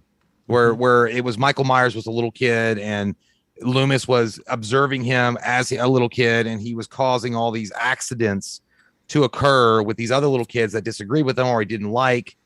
And yeah, that's it. I mean, you can find it. I'm sure you can find it on the channel. I think it's the novel that happened in the novel, the original novel. It might have been the novel. But guys, tonight was a great fucking show. Look, number one, we got trailer reactions to work. I like it. I like it. Sons of bitches. Look at us. Wait a minute. Colin McCormick, really quick. Yes. Did they talk about the horror restaurant in Cleveland? I saw that. I literally played it on YouTube today. I was showing April and I was showing her because she hadn't seen it. Dude, they opened up a horror themed restaurant in Cleveland today. It looks fucking sick. It's bad. Or is it today? It was July 20th. It was yesterday. They just opened it. Let's go there. Let's go to Houston. It looks amazing. They have like, it looks incredible. And they're like, the only scary thing here is how good our food tastes. And they have like all these pictures and shit. It looks incredible. Yes. We should open up our own. Well, yeah, I think it's called the Haunted Restaurant in Cleveland, Ohio. I'm not sure it's the exact name. That's not very original. It looks amazing though.